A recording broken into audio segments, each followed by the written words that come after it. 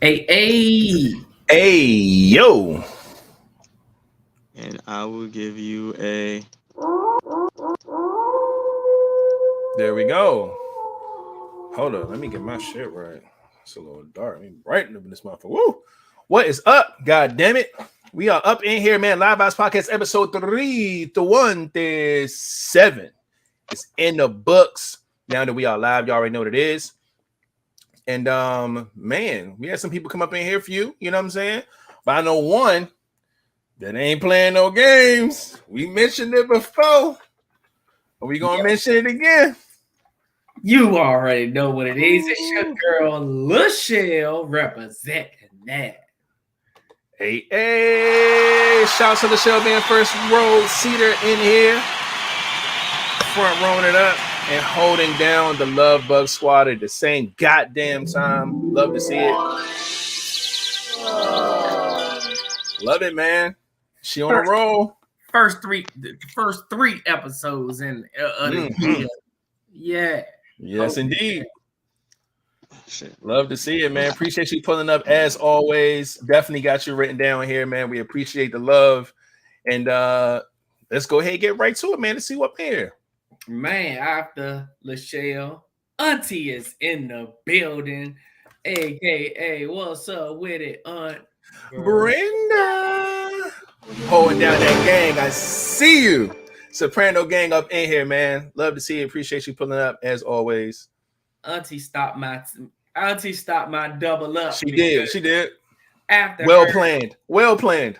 Lady Ken is in the building, aka DJ. Go DJ, that's my DJ. Holding down that love bug. We see you. Appreciate you as well for pulling up.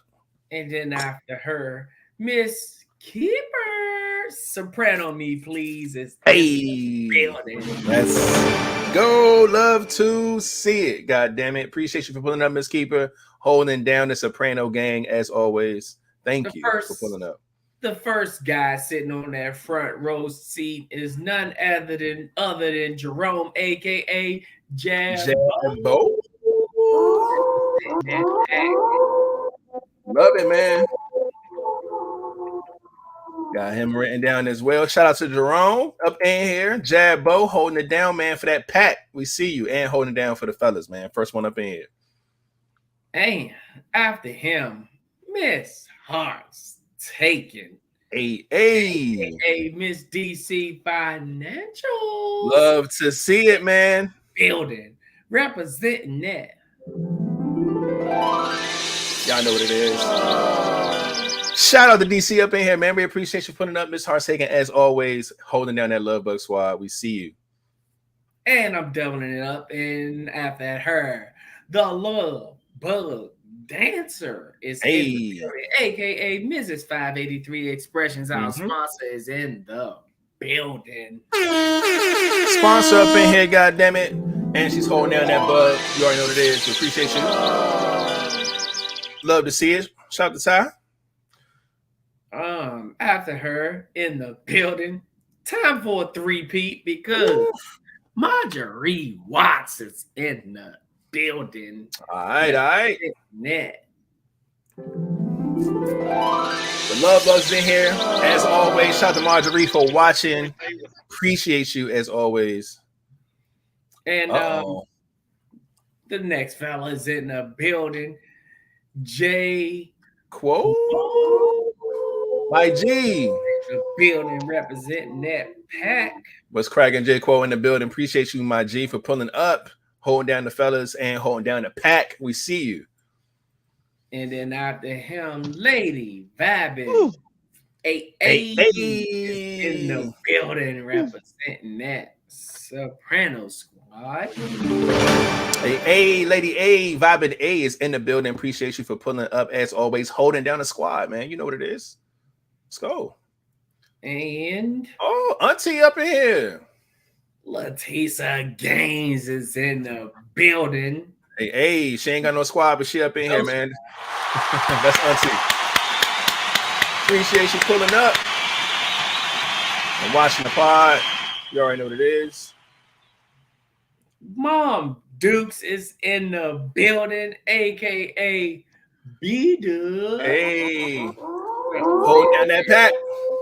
We see you. Gang. Mon Duke's up in here. We appreciate you for watching the pod as well. Holding down the pack. We see you. And last but not least, we got Q, a whole vibe. Baby.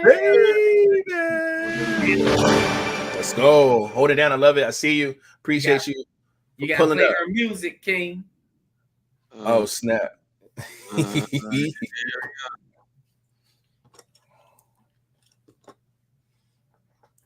No.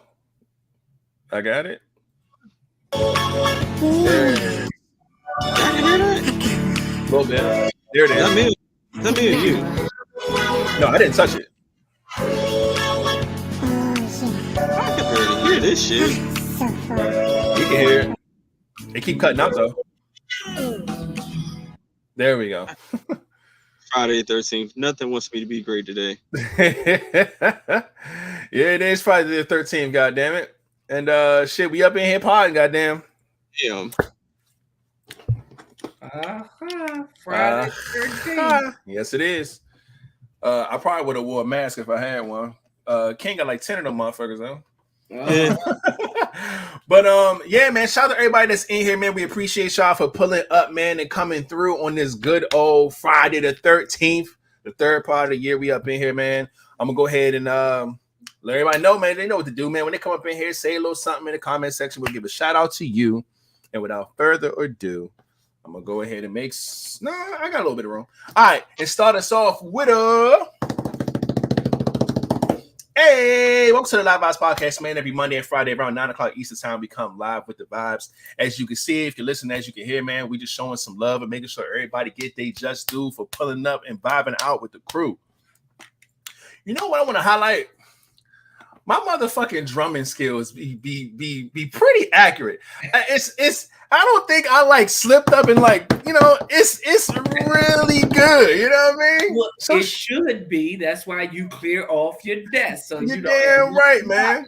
So shout out to my little shit. You know what I'm saying? I be nailing that. You know what I'm saying?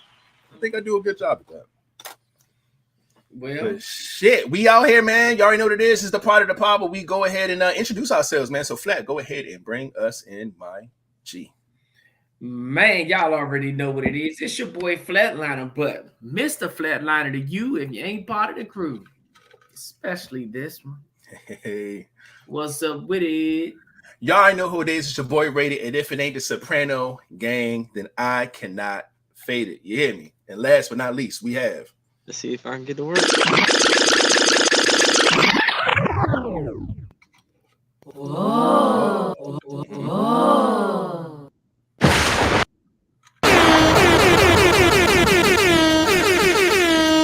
It's the king. It's the king. It's the king. It's the king. It's the king, bitch.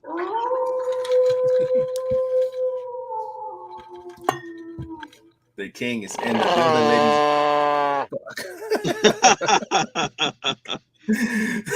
Now the king is in the building, ladies and gentlemen. As you can hear, man. Shout out to all of us for being here, man.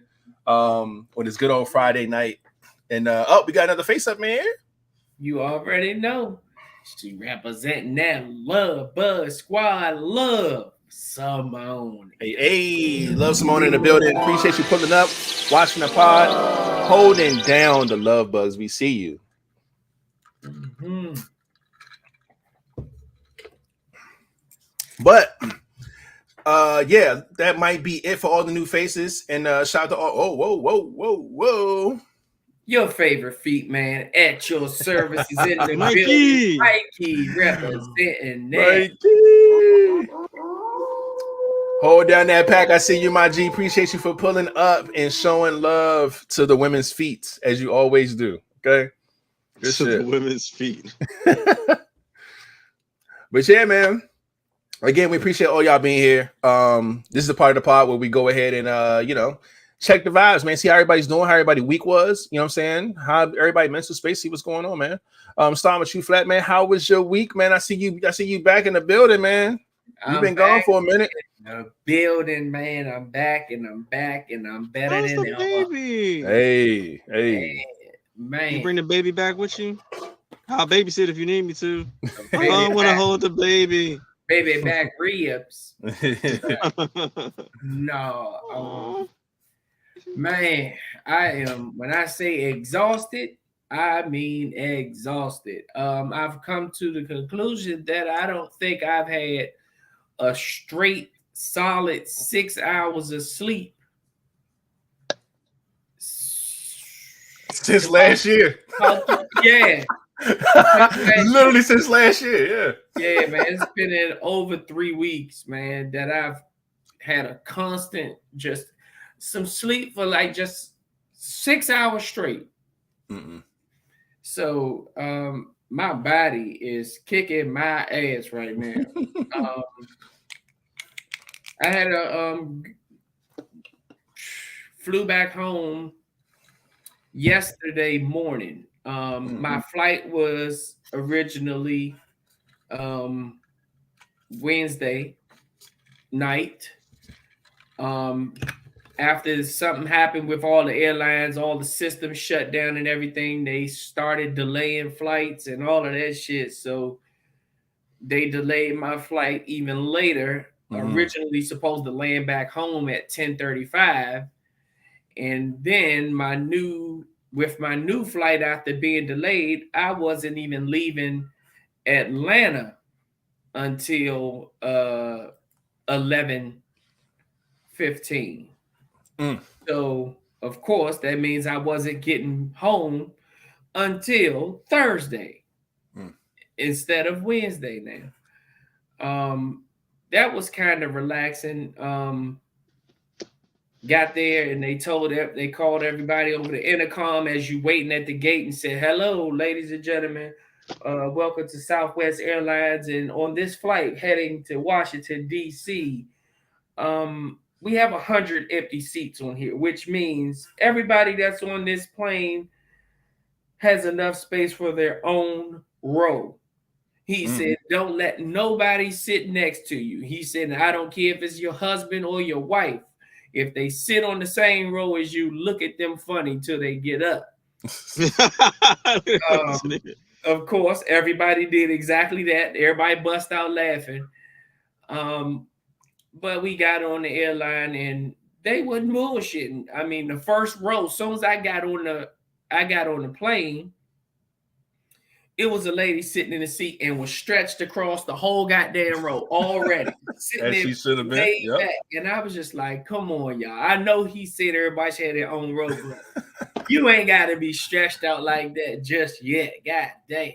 But they was right. Everybody had their own row. I got over there, got it by my window, and I was chilling, man. Had the whole row, like they said. I was comfortable, but unfortunately, that flight ain't that long. It ain't as long as it was when I had to get to Atlanta, which was 12 hours on the bus. But that was a little thing. But got home Thursday morning. By the time I got actually home, it was in the bed. It was 2:00 in the morning. Had to get up to go to work at 6 a.m. that morning until 8 p.m. that night. Everybody knows I work doubles on Thursday, so that was exhausting. Wound up didn't even leave work at 8. I left work closer to 9 o'clock at that night, just to come home, go to bed, and have to be back to work at 6 o'clock again this morning. So I have not had a constant 6 hours. I got off work today. I ran a couple of errands. I changed my oil in my truck and got home. I ate my dinner and I said, fuck, I got like an hour and 45 minutes before the pod.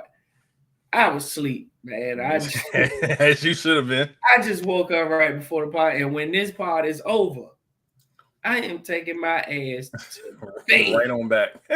Yeah, man. I'm tired as fuck, man. I said all that to say I'm still tired as fuck, man. But my mental health, everything is good, man. I've been away from baby girl clearly for a whole 24 hours now since she's been born. And I don't know, man. I'm still getting pictures and stuff sent of her every day and all of that. Getting back to work, it's a bunch of stuff going on. So I mean, I'm good, man. Mental space, I'm good. I'm cooling. I'm fooling. I'm just here ready to pod, man. I know that's right, man. Good shit, man. Crazy flight stuff. I know your schedule crazy. Hopefully you get some sleep tonight, this weekend, something. The day off on Monday, if you gotta work or whatever. Just find some sleep in the next couple of days, man. But yeah, man, it's been a very this week has been different. Mainly because it's different from what I'm used to. I'm used to doing so much shit like with work, and then once I log out of work, I'm used to doing a lot of shit afterwards.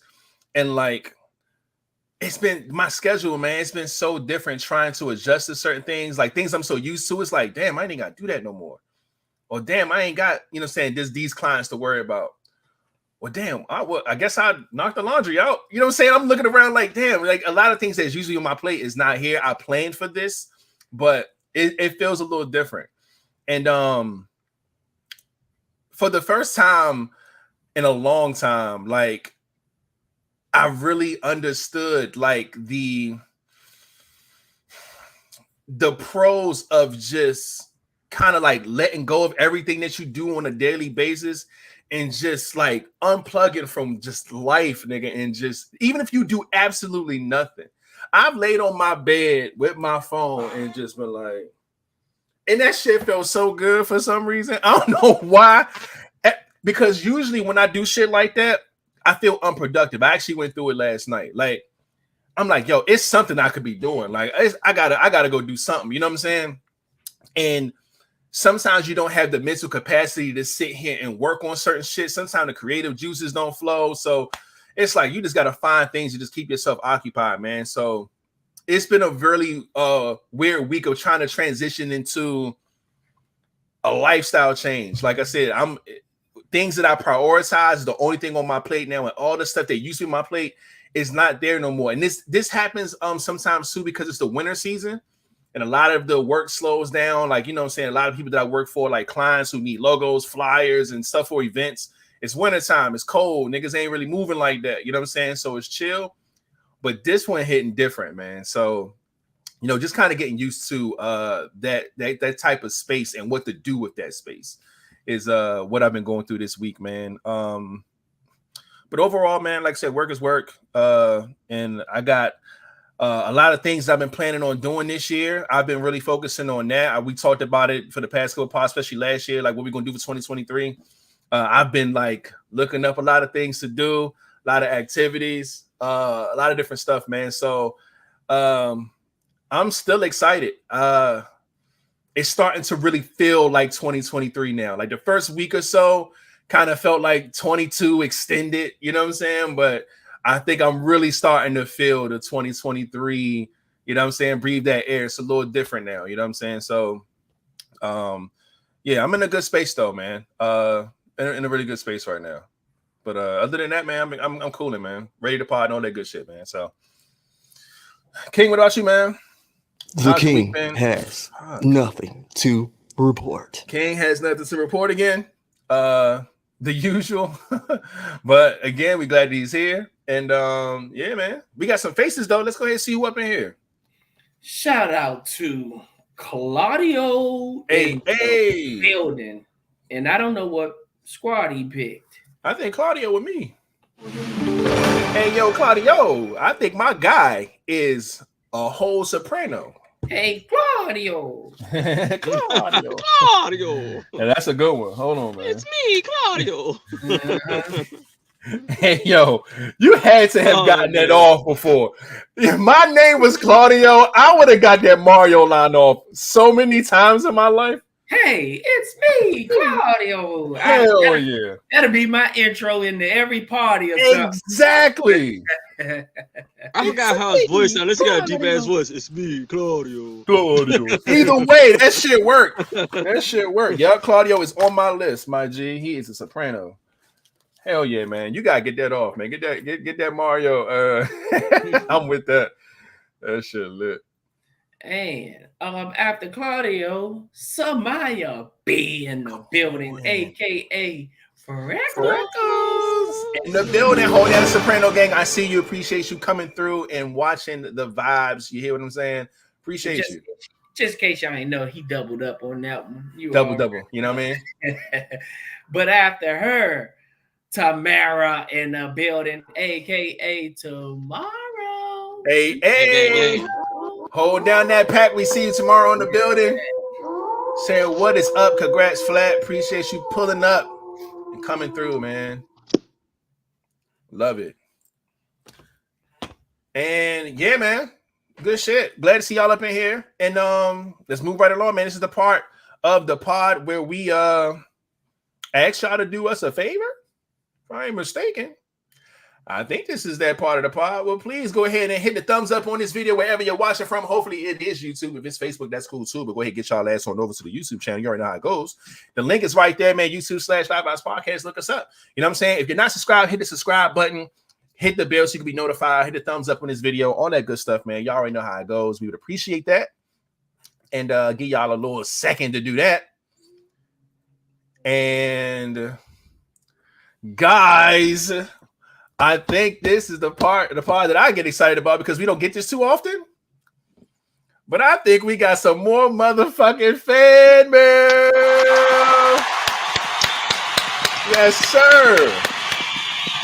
Oh, it's lit, man. It's fucking lit. Look you in with the dog hands, with the seal hands. I know, right? Yeah, man. We watch what you asked for. And I'm gonna keep asking because we got our presents. We've been asking, and y'all been pulling up, man. And it came in such a nice box together, saying, "Open me now." Yeah, I got a box as well. It says, rated. Please open gifts on the pod together, and no peeking. Oh, okay. Love you guys. All right. Awesome. I know can't exactly who this came from, and they're watching tonight. Because I had the box it came in. And I'm a wolf pack. I could smell this person. You're doing your wolf shit. I could smell this person. I know exactly the package. I know exactly who this came from. That's crazy. I could smell them. Maybe I'm weird.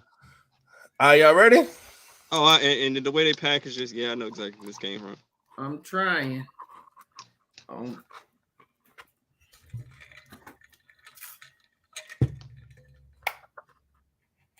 Okay, I got mine. I got mine too. And what? I knew it. I fucking knew it. I knew it. I fucking knew it. I fucking knew it. I could smell her on this package. Oh, I see it from B-Dub. And you know how much I knew where this came from? Rated when I went and gave you your package, where I said this came from. He said, dog, it smelled like you. I'm like, what? It came from your house. He said it smells like you, dog. Hey, yo, this is crazy. Y'all see y'all shit? What's y'all's?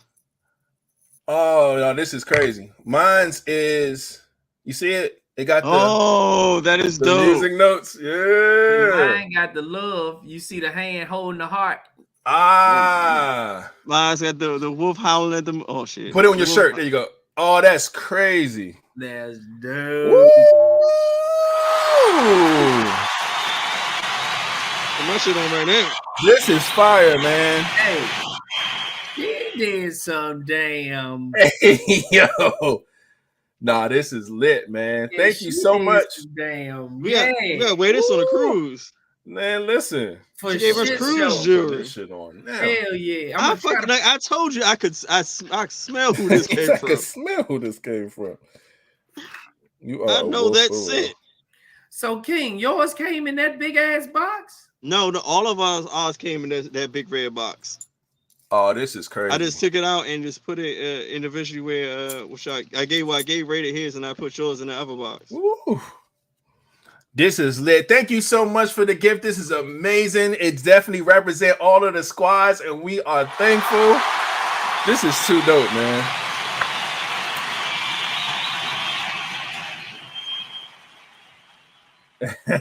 2 rated. I got a letter in my joint. I don't know if y'all got letters in y'all's. I got a letter in mine too. 2 rated. In celebration of Live Vibes and the Sopranos, enjoy your gift of lots of love from B-Dub. Oh man, come on through, Pack. Love it, man. All of us got well, it say the same thing, just changed up the names and the names. Yeah, that is dope. For you to Flatliner in celebration of Live Vibes and the Love Bugs. Enjoy your gift with lots of love. Of course. But she meant to say the most love goes to the squad she a part of, which is that Wolf Gang. Hey, no, this is so dope, man. Love it. Gang. That is fire, man. I definitely got to wear this on the cruise. I know. Look, y'all know me. Now I got to wear a white shirt. Can't wear a black shirt on the cruise. Now I got to wear a white one. So he can shine on through it. Yeah. I got to have the wife beater with this chain around and shit. I'm starting to have a lot. And it's long enough for us to wear the boat chain to fit right in between. Yeah, I wear the boat all the time. I got a gold boat on now, but now come on, man. This is dope, man. Y'all know I love like fucking jewelry, accessories, and shit. This is so dope, man. That is lit. Goodness, man. Is that it? That's all we got? Oh wait, y'all got y'all. Did y'all get y'all? I got another one that. Yeah. See, I opened mine already. So I'm finally getting to this one. We get to see. I've been waiting for this shit, man. And I got a knife, so I got a squeaky wand, is what they call it. Fucking trying to get this beard together. No, that was for your birthday. Yeah. This is for this is the cup, right? Yeah, the glass. Is in I don't know about, but I don't have my birthday. This is flat out totally. I think all the cups was Christmas gifts. I think. It's criminal. The criminal gift. That's a big ass card. Ooh. Yeah, nah, it's lit, the only man. gift I got to unwrap. This is that dope. gift is lit. Oh, son of a bitch! Oh, at least I ripped the card open. Get your jingle on. Hey, your shit singing? Mine didn't sing. Ha ha, bitch! That's lit. What pictures did they use? That's what I'm. I can't smell this. I can't smell who this is. Flatliner. Does it smell? Wait, maybe I can. Wait. Hey, I know that one. Hey, that's lit. I can't even see that shit. Hey, that's crazy. I can see it. Oh, I see that one. Yeah. That's a good picture then. Yes, sir. That's lit. Yeah, I know this is the really dun dun dun. Now my picky ass. Feel it.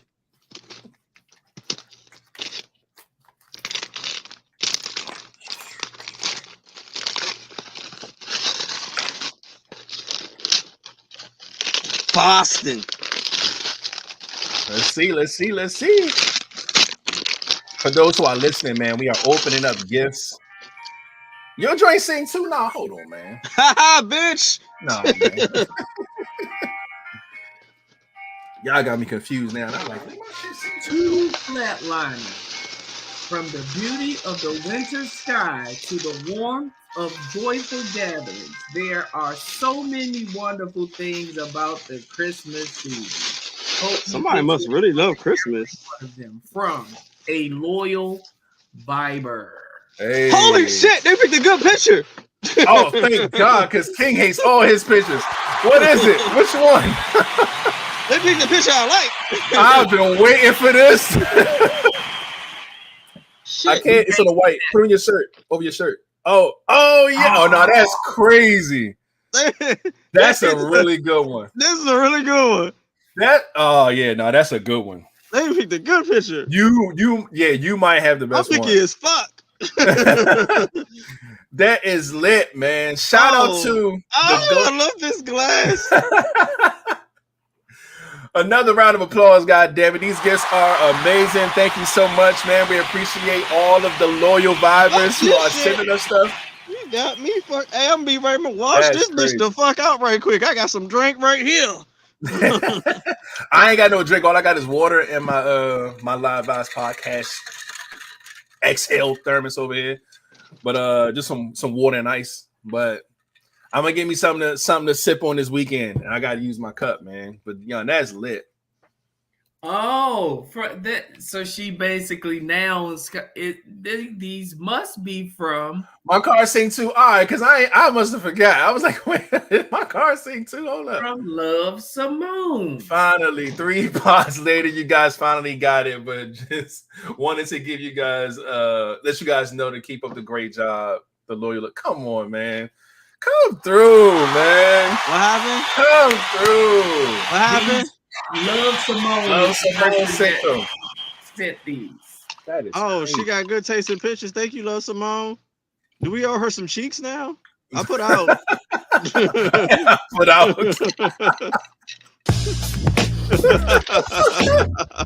This cracking jokes. I don't know who this person is. Thank you. He volunteered. Damn. That's beautiful, man. Shout out to 𝐿VP, man. These are awesome. I got jewelry. Man. I got a cup and some drink. I feel like a pimp now. Oh yeah, yeah. Yeah, you participated. Not with the Jadakiss laugh. I thought that too. I agree. See, he might need to bring Pepe King back. That was a whole vibe too.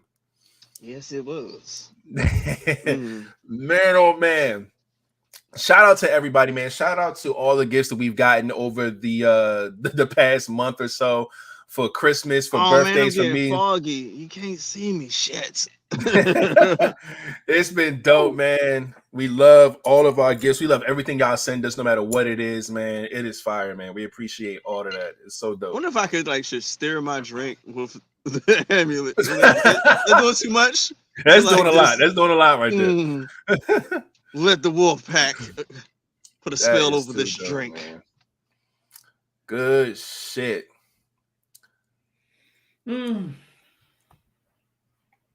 Oh, we need to get this one right here out of here. Not to forget avocado. I'm just wolf down, man. I'm just wolf. Fuck damn. You are. Shout out to Marjorie Watts and the building. Hey. That. Bugs up in here. Let's see. I thought we already gave her a shout out. We did.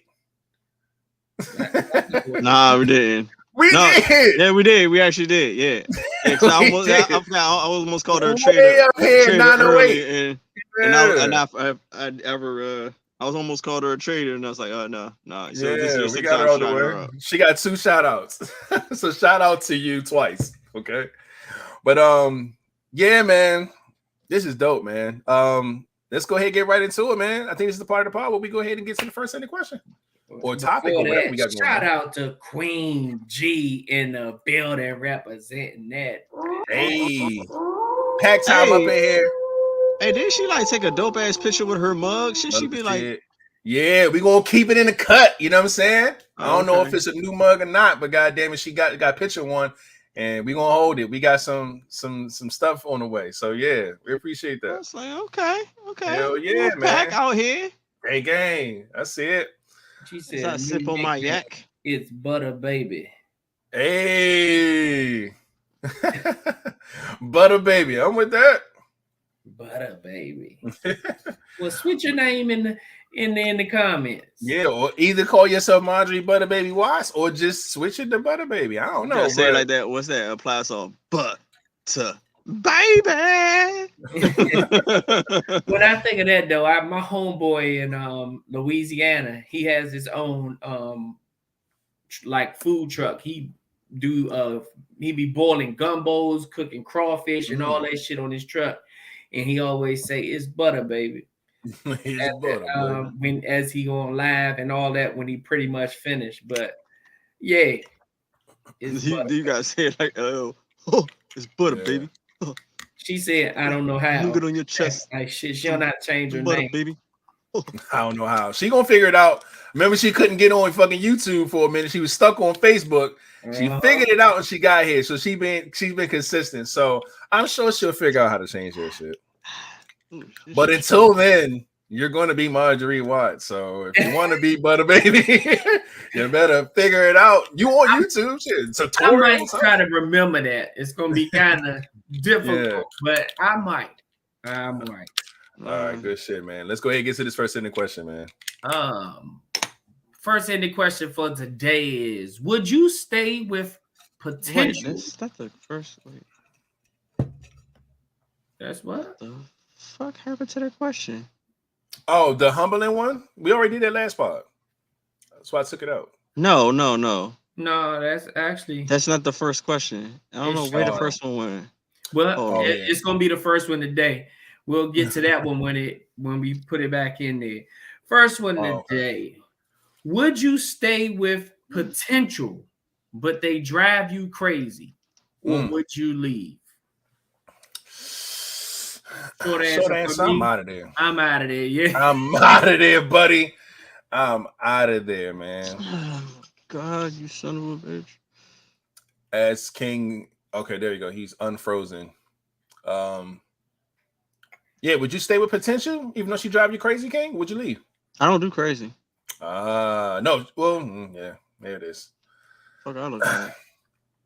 Now, I can go first on this. There's two issues with this. I've dealt with a lot of crazies in my day, right?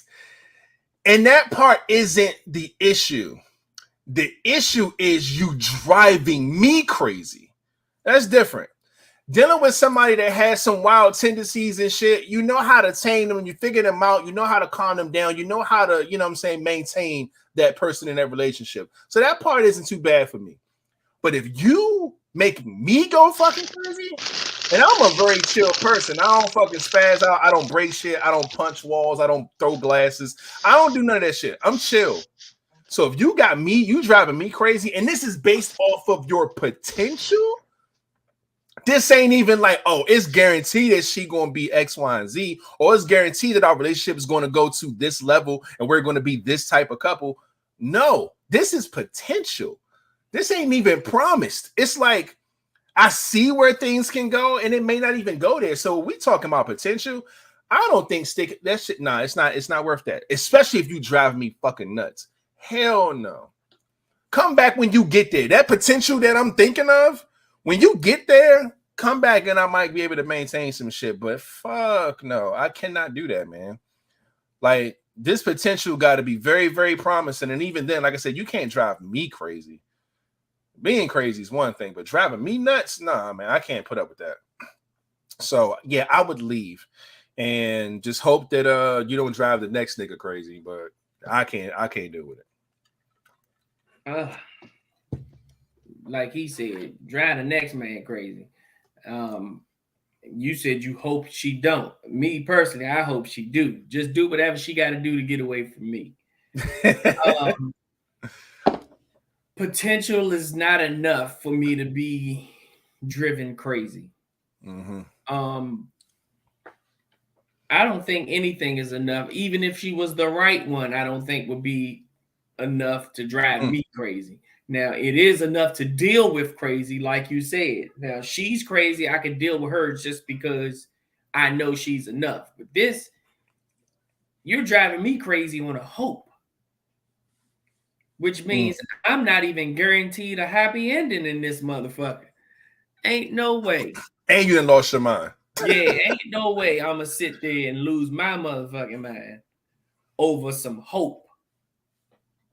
Nah. Yeah. That could be a lose-lose right there. Yeah, you definitely got to go. Now, sometimes when it's those type of people, there is a good reward or sometimes a big reward at the end. Mm-hmm.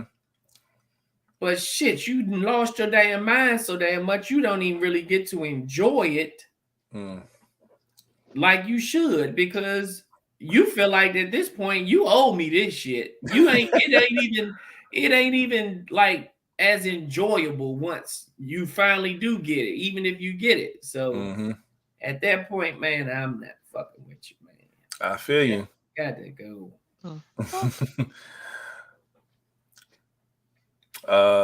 You good? Okay. Yeah. Okay. Just got mad at myself.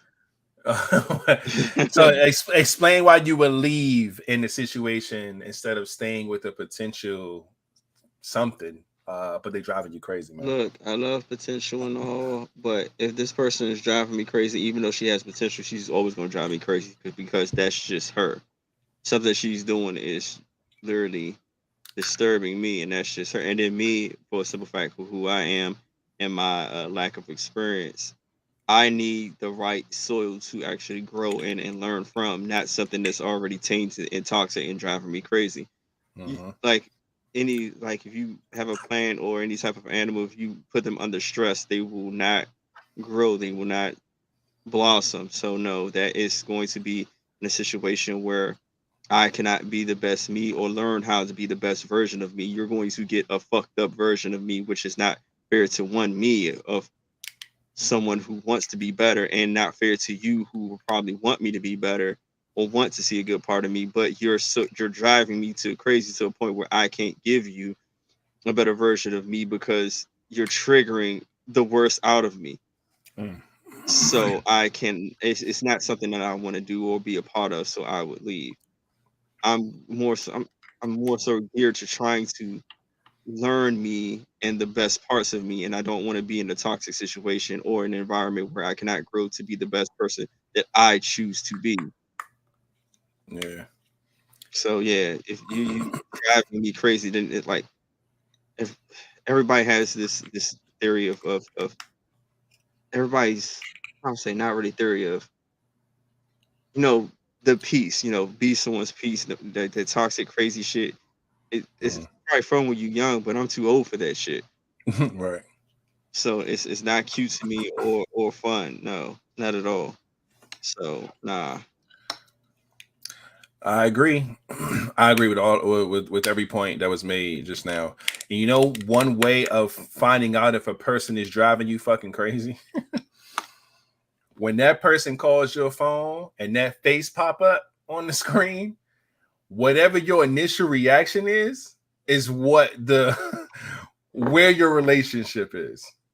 You see a motherfucker she call you, be like, what the fuck she want now, man? Like when you get like that, gotta reevaluate some shit, man. Like, Thanks. You know how like when people see people or hear from them, or they'll get an incoming text or incoming call, and it just fucking changes their mood or brightens their day or anything like that. You know what I'm saying? When you get that, come on, man, it's everything. But if you're dealing with somebody and they hit your shit and it light up and you see their face or their name and you just like, here we fucking go. Like, what is like, even if you don't know what it is, like, it's just like, what is it? You know what I'm saying? If you in that mode, bro, yeah, man, that person may be driving you fucking crazy. And you got to reevaluate some shit, man. So that's one good telltale sign right there. So don't deal with that shit, man. For no damn potential anyway. We got faces. We got some faces. Yes, we do. First one in the building. Shout out to MT Get Low.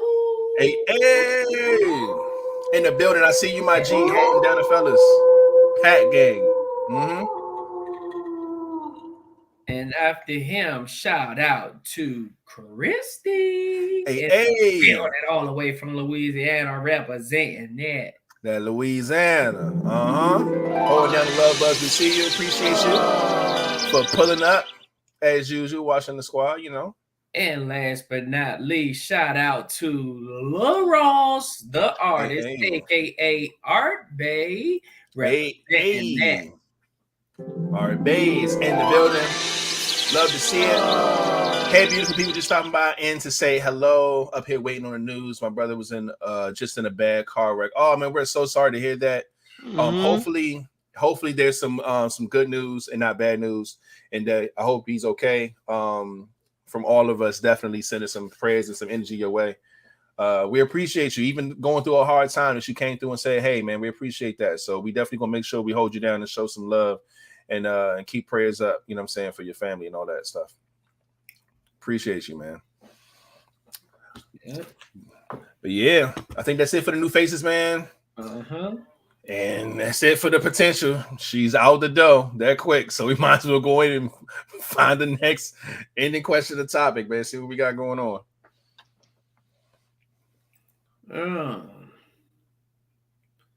The next ending question is: at what moment did you realize they started caring for you?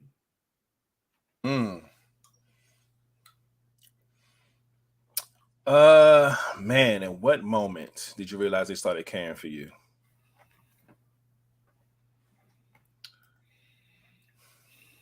That's a good question, man, because this can be, you can mistake this a lot. Some people are just, some things come natural to them, and if you're not used to that, it will come off as like that person really cares for you, but that could just be how that person is, right? So like, for an example, I could say a moment when I realized that they started caring for me was when they started caring about my well-being. Like, you know, did you eat? You know what I'm saying? You need me to, you know, fix you a plate? You need me to send you some money for some food? Like, when you start hearing that, you're like, damn, I'm not used to no shit like that. They really care about me. You know what I'm saying? So you feel like that instantly. But what if that person's like that all the time? You know what I'm saying? That's just natural to them. So pinpointing when someone started caring can be tough if you don't know that person well enough. But I'm gonna just act like the person doesn't do this all the time, and I'm gonna use that as my answer. Yeah, when the person starts caring about my well-being, how much sleep I'm getting, you know what I'm saying? How much time do I have for myself? What do I need to get through the week? Fucking, like I said, did I eat? Do I need anything? Little shit like that. It makes me feel like, oh yeah, you give a fuck. You care about me. You know what I'm saying? I rock with that. You know what I'm saying? Because again, like y'all know me, my love language is acts of service. So little things like that, like little tidbits of you trying to help me out, it's the best thing in the world for me. You know what I'm saying? So yeah, that's the moment where I start, you know, feeling like, hey, you know what I'm saying, this person really do care about me and what I got going on. So that's what I'm gonna use as my answer. The moment I realized they started caring for me is when when I finally realized that they've actually been listening or really paying attention to things about me. Like if that, you know, that shows that they really have been paying attention. Like some certain things I just might not say, or I might not have to come flat out and say, hey, anything. I don't know, you know, just tigers is my favorite animal, and they see something, you know, and let's just say I haven't mentioned that. I mentioned it one time in the very beginning, you know, getting to know somebody and all of that, and you start having a little conversation and, you know, just trying to figure out little things. But then when you realize they started paying attention, like let's just say all the little things of my conversation, and here it is a year or two later or something of that nature, and they just get me like a big box or something, or a big blanket or something with damn near everything that I've ever mentioned that I might even only mention once. I'd be like, you know what? This person was actually paying attention to me. Like they really took the time out to hear, because a lot of people don't like talking but don't like listening.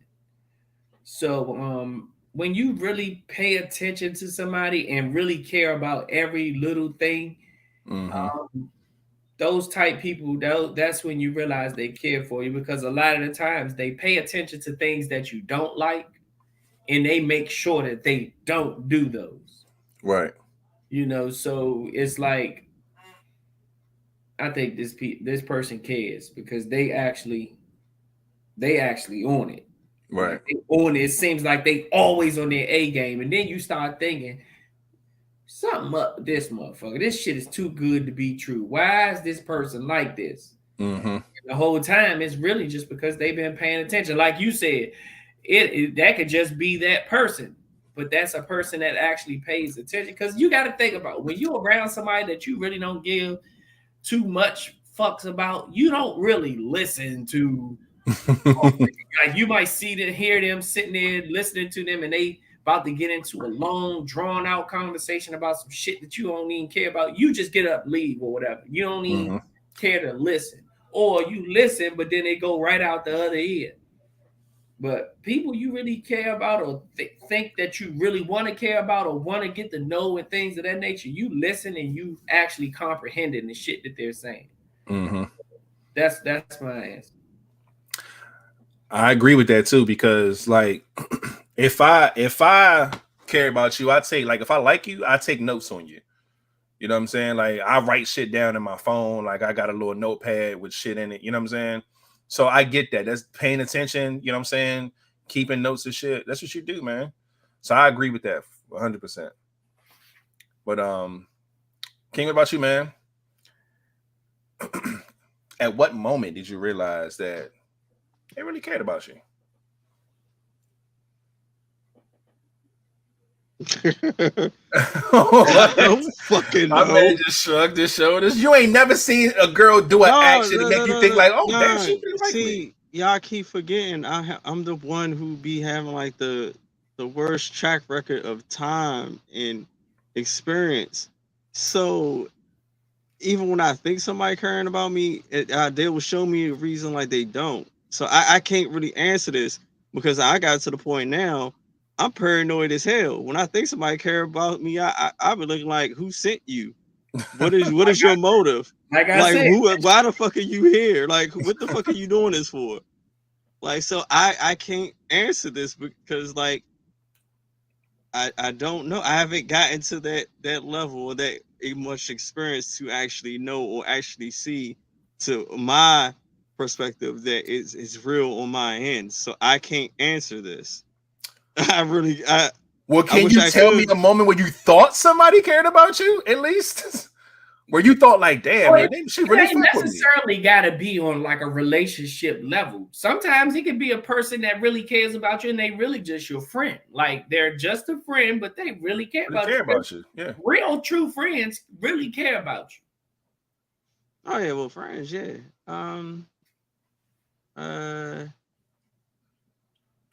Damn, but it wouldn't be a kind of funny. It's not a girl. It don't have to be.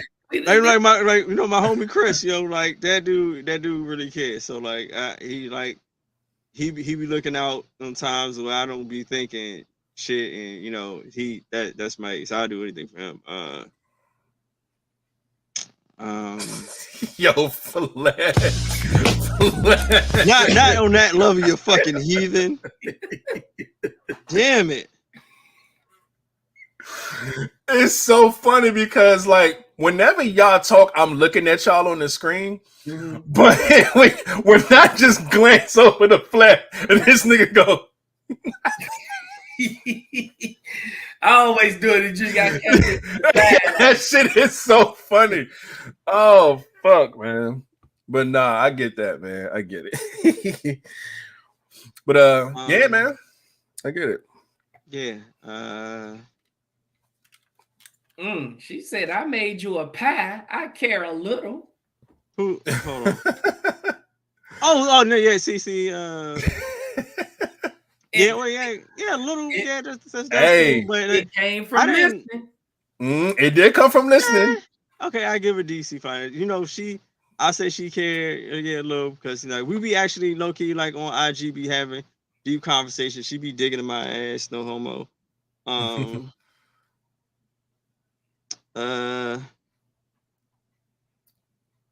No, see, and it's the thing is like, all right, Marjorie said people don't care.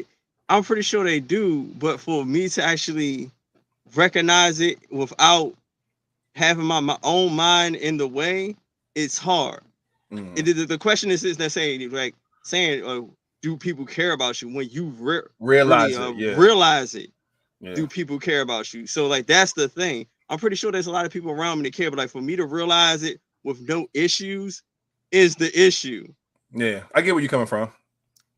It's like you have a time trying to figure out like what the feelings are. Like it may take a while for you to realize it because everything you analyze everything like, yo, what does that mean? What is this? Like you know what I'm saying? And then by the time you realize it, it's just like, oh, okay, maybe they really did care. You know what I'm saying? Yeah, like, then with this question, I don't know like on what level. So when y'all say just regular friends, okay, I get it.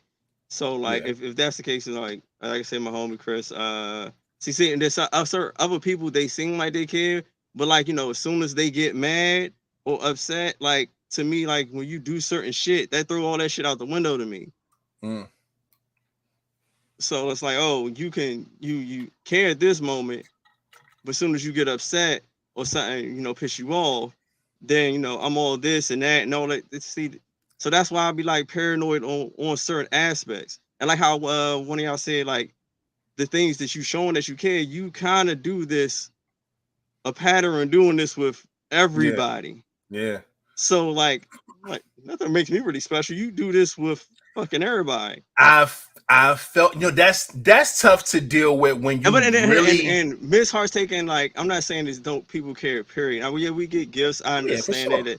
But I mean, I'm looking, when I read this, I'm looking on a certain level of it. And at first, when I really looked at it, I thought like a real high level. But if we want to go just caring, period, yeah, there's a lot of people that fucking care. I keep saying like co-worker, like my customers out here. Yeah. See, like, how can I say, when you look at the question, I perceived it on a really high level. Yeah, different. But I got a lot of shit. I can even say Miss White care like shit. But I didn't look at it on just the whole, just like y'all say, like even a friendship level. Yeah. So or just people caring, period. I looked at it on a whole. My mind went somewhere the fuck else. My mind, you telling me no?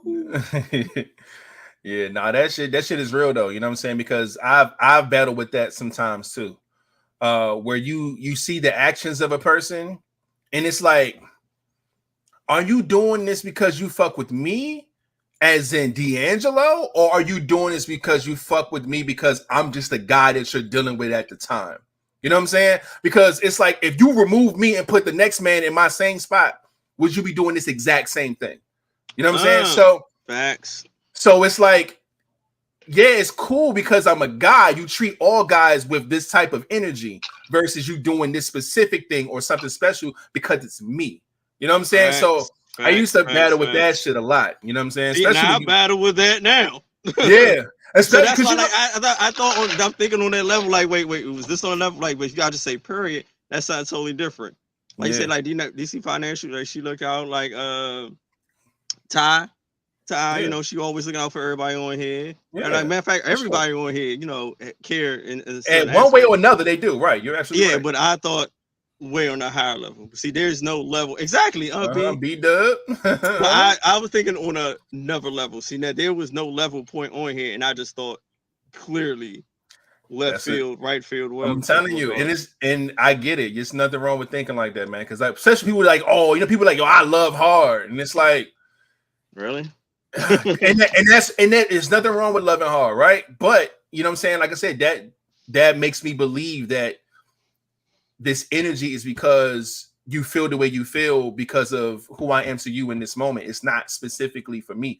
Like when I give people a certain energy, it starts from the bond I created with you as a person, not just the fact that you're a woman and you're in my life at the time. I don't have like a set criteria for that.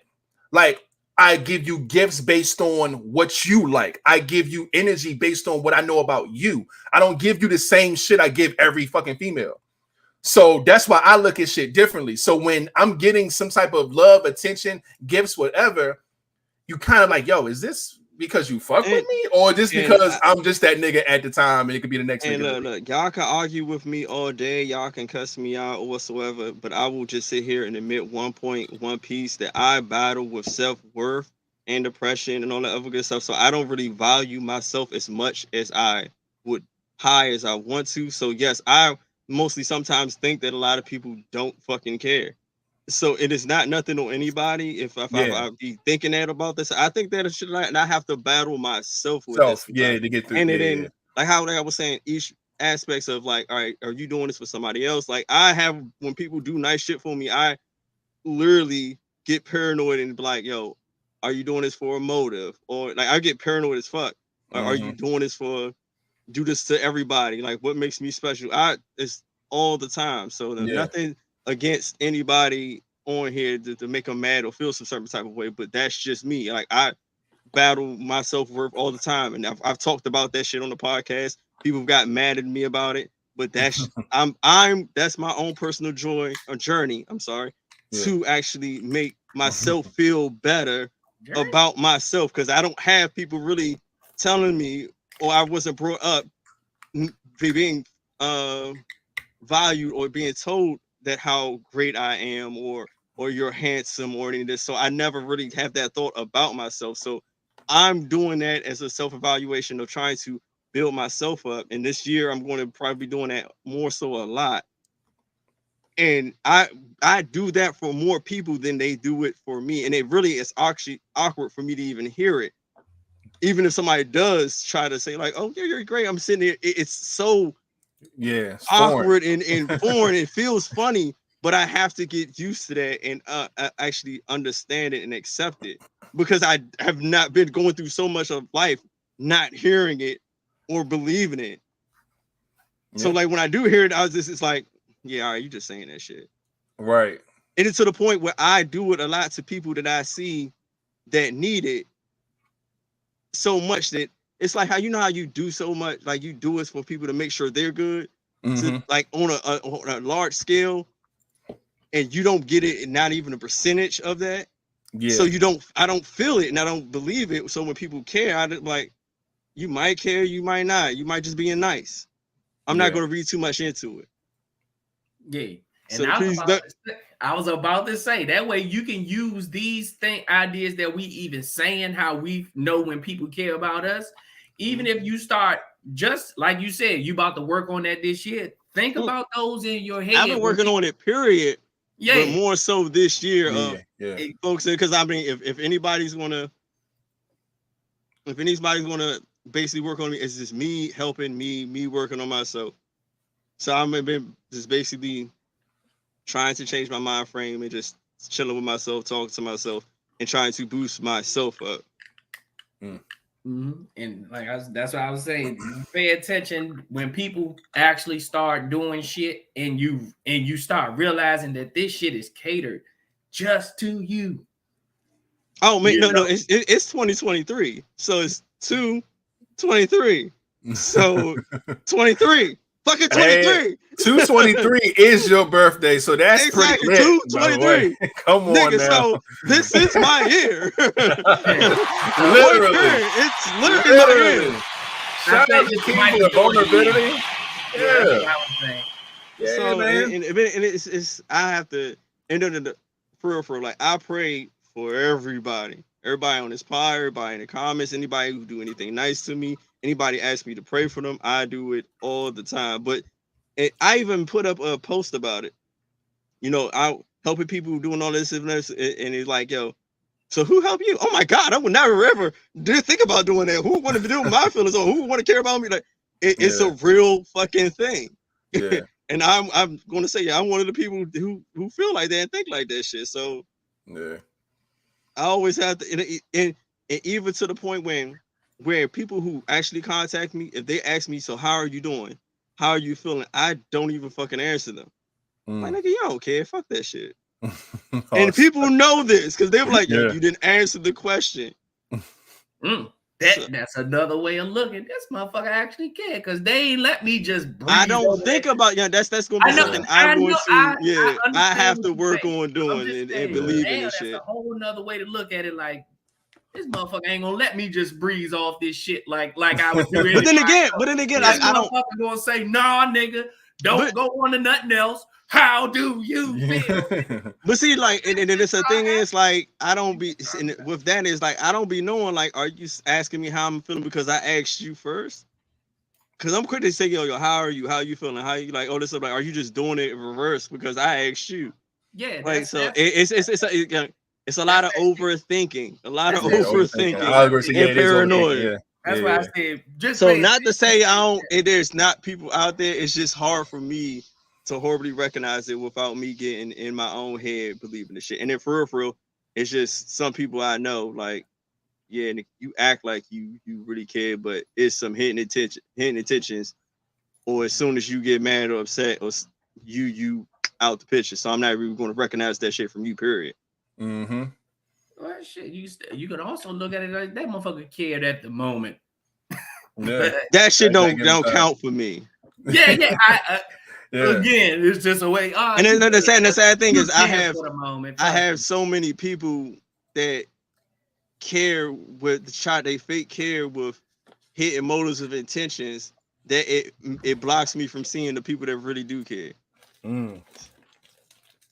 And then that's another thing I'm gonna have to, realize. And I've been slowly cutting motherfuckers out. As you see, my circle's small. I don't do shit. Yeah. How small is it? Yo, you gotta chill. You gotta chill. I thought he was about to go like this. I'm about to Oh shit. We got some faces, and I mean faces. And hey man, first, let's get to it. Shout out to Jeanette Mendez. Hey, Money Mendez in the building. Love to see it. Appreciate you pulling up. Stop and Jeanette. She ain't pick no squad. I give her around. Ain't pick no squad? Nah, she ain't pick no squad. She don't be here. Nah, she pull up randomly when she feel like it. Let me tell you how I know Jeanette be here. Because for the last few pods, when she pop up in here, it be about the conversation, which means she's been in here longer than that. She just come up with like this right here is her first comment of the show. Stop the cap. Which means she's been listening. She's been here. So I know Jeanette be in the comments. She need to pick a squad. Pick a squad. I don't want to hear that shit. Pick a squad, and I don't want to hear. Jeanette pick a goddamn squad. After her. Mom's in the building. Mama Flat in the building representing that. Mama Flat up in here. Love to see it. Appreciate you as well. Pulling up. After her, Nichelle is in the building, aka Baby. Let's go. Building, also representing that. Squad. We see you. Love Bugs is in the building. I don't know. She said she was gonna lead this squad though, so I don't know. She might wind up gonna leave. Yeah. Who gonna leave what squad? Let me get my fucking pen out. Nene Bay said, I think it was like 2 or 3 episodes ago. She's like, I don't know. I'm leaving this squad. She ain't leaving your squad, my guy. Where Which squad she gonna go to? I don't know. Exactly. I got a pen. She sounded savage when she said it, so she might join that pack. You never know. Nah. No. Oh no. Nah. After her, who shout out to everybody loves a glass of this one. Hey. Red Ro is in the building. Shout out to Sweet Red Ro holding down that pack. With it. I'm drinking some water, man. That's all I got for you right now. But toast to you. After her, Big Moose is in the building, holding down. And hold up, I don't know.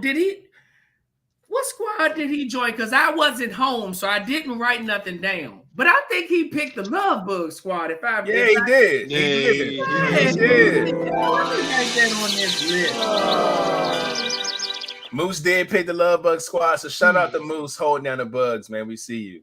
Appreciate you pulling up. Hey, man. This nigga's old as shit. I gotta replace this shit. You gotta go ahead and eat that. No bullshit. Yo, that's what I'm saying. This one niggas like I gotta. I'm going to have to find a way for this to, to fit. Get gone. I'm not gonna say anything else. I'm gonna say anything else with you, motherfuckers.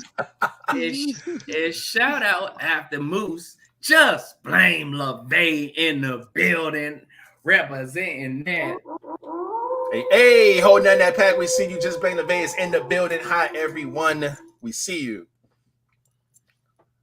And after her, your cousin is in the building. My guy. In the gang. And he's Gang, also gang. representing that. Dad Pat, we see you. Shout out to Cuzzo Chuck, man. Chuck Gang's in the building. We appreciate you for coming through and podding with us, man. Love it. All right, so that's it. We ain't got no new faces. Are we good? No, that's it. That is it. All right. Good shit, man. Good ending question here. It definitely led to a whole lot of different conversations. It was still all on task, but yeah, man. Love that. Let's go ahead and move right along. We at the mid-show break, right? Yes, sir. All right, we're at the mid-show break, man. You know what I noticed, man? This format be fucking me up sometimes because a lot of times, like I said, we ain't even notice, man. We don't even really be checking for the days like we used to. But I'm gonna start off first with that shit right now. Okay. As of January the 13th, okay. Let me go ahead and get this on this screen because this is confusing me. Boom. All right, bet. First things first, man. Korean American Day. Okay, shout out to that. National Gluten-Free Day. Shout out to those who are gluten-free. National Rubber Ducky Day. Oh, buddy. I don't know how to feel about that, but yeah. Shout out to the rubber duckies. I got a whole bunch of them in my armrest in my Jeep. Word. Oh, that's right, because y'all be leaving them motherfuckers on Jeeps and shit. Yeah, y'all got y'all own wild shit going on. Yeah, you get ducked. And they do it on a cruise ship as well. Word? Yes. What does the duck have to do with the cruise? It's not like the pineapples. The ducks, it's a real... What the fuck the pineapples got to do with it? The pineapples, the upside down pineapples, Flat brought it to the pod before. That's what the swingers are. All you got to do is look it up. Just look. No, I don't. Look, no, I don't. Just not type my life. in, when not you go to Google, right? Just type in what does upside down pineapple mean? And watch. No, I don't have to know this. I don't. Cause I did that shit the other pod when you brought it up. I Googled the fuck out of that shit. I was like, it is. Right on up. Yeah, it's this. The swingers letting everybody in the vicinity know, hey, this is how we get down. Yeah, if you a part of this crew too. It lets you know. So, like, let's just say you see a husband and a wife walking, and the wife hitting on you. You know how some people be like, "This bitch crazy." Her husband right there. Yeah. Whole time her husband be with the shits. Mm-hmm. You know, so it's letting you know, like, hey, you see these pineapples. So if my wife hitting on you, she might want some dick. So I'm pointing to one. No, I'm like, I'm pointing to one of y'all. Fuck that. Don't come towards me with that shit. Don't point to another motherfucker. They came to you because they want you. Don't point to me, goddammit. But no, back to the duck thing. The duck thing on the cruise ships is really, I don't think it means anything of that nature. I think it's just a friendly way of saying you've been ducked. Because I know. What the fuck does that mean? You've been ducked. It's like a friendly way. I know. The nigga repeated it like it changed definition. Exactly. What the fuck you see the ducks, you get ducked. What does that mean? You got ducked. This cruise that we was just on in October, my brother's cruise, somebody walked up and gave my oldest brother a duck. And he was like, what the fuck this mean? I was like, you just been ducked. What the fuck does it mean? I don't know. You just got ducked, you don't know. Thank you. Just say you don't. I don't know what duck means, but again, it's not. I know it ain't nothing like the pineapples, right? But yeah, getting so I'm gonna just stay away from anybody trying to hand me shit. Like, don't just. I'm gonna have my hands in my pocket. You know what? I ain't even gotta worry about none of that shit because I have the most uninviting face in the world. So I ain't gotta worry about that shit. In the Jeep world, it's just a way of just saying, hey, I like your Jeep. So it's like you'll leave a duck on somebody's car. That's why I got an armrest full of them, because I know I've ducked somebody before. I pulled up and parked in like the Safeway or something. I was like, damn, that Jeep is fire. So I take one out the armrest and go and put it on their door handle type shit. So yeah. That's crazy. Yeah, I think I'm gonna get some ducks for this cruise, man, that be going on. I don't know. I'm just gonna be handing them to people. What's this mean? You got ducked. I don't know, bitch. Just get out of the way. I ain't handing nobody shit. I'm gonna be chilling. But yeah, man. Every fucking day. I don't know what these days are. Make your dream come true day. All right. Shout out to that. National Blame Someone Else Day. King Day. Can't even blame LeVay. You gotta blame somebody else, man. Blame me of all people. See, this is why I got trust issues now. This is why I got trust issues now. Because motherfuckers like fucking National Blame Somebody Else Day. Shout out to all those who was named Catherine and Kathleen. Y'all got days today. National Peach Melba Day. Never had none of that. Looks like fucking ice cream, maybe some type of sherbet, peach, raspberry. I don't know. National Sticker Day. Shout out to stickers, I guess. Poetry Break Day. Shout out to all the poets who take breaks and write poetry. Public Radio Broadcasting Day. We are not on the radio, but we are a podcast, so we do broadcast. You know what I'm saying? I'll give us a little round of applause for that. What else is going on? Today is also Quitters Day. Prepare to be well motivated as we mark the day to inspire us not to quit. Okay, that's what it is. Don't quit. And everything else is people's birthdays, man. Lori Harvey got a birthday today. Fucking man, why'd you? She out here, dog. Orlando sucky Bloom. I don't know these other people, but yeah, shout out to everybody that got birthdays today, man. So shout out to all the Capricorns, all the birthdays that have been coming through. Love to see it, man. All right, moving right along, man. It is a Monday, no, it's a Friday, but I cannot see my fucking music. Like it's just fucking loading up. Oh no, it is back. Okay, there we go. I'm gonna check really quick to see if there's anything that dropped today. Miley Cyrus got some shit out here. She's back on the music scene. Her album called Bangers is a fucking banger, but it's old, so I don't know what this new thing she got. Maybe a single. I think it's called Flowers. So I'm interested because she worked with some great people to make that last album, so she might got some alright music out here. So we're gonna see. Gucci Mane and Kodak Black got something out here right now in the streets called King Snipe. Let's see. Moneybagg Yo and Glorilla got a record out right now. On What You Own. Offset and my guy Hit Boy got something out here called Too Live. I gotta hear that. I've been waiting for that. I didn't even listen to it today. But there's a lot of little music dropping. It's like little singles. People dropping little hints right now. So go and check out the music scene if you are into whatever it is that you're into, man. They probably didn't drop something dope. So go and check that out and see who's out here, man. Other than that, I don't have anything to talk about with sports. It is playoff time. Playoff games start as early as tomorrow and all weekend long, ending on Monday. My Cowboys are playing the Tampa Bay Bucks on Monday night, and it's gonna be crazy, man. Tom Brady has never lost to the Cowboys, so we'll see how that goes. Next up, let's go ahead and get some of this news out the way. First and foremost, let's go ahead and send some rest in pieces on up to Lisa Marie Presley, man. She passed away at the age of 54. She suffered a cardiac arrest. It's crazy because we were just talking about cardiac arrest with the football player who had to be resuscitated and brought back to life. Unfortunately, she didn't make it, man. 54 years is not old at all. It's still young, man. And this is tough, man. So prayers going up to Lisa Marie Presley.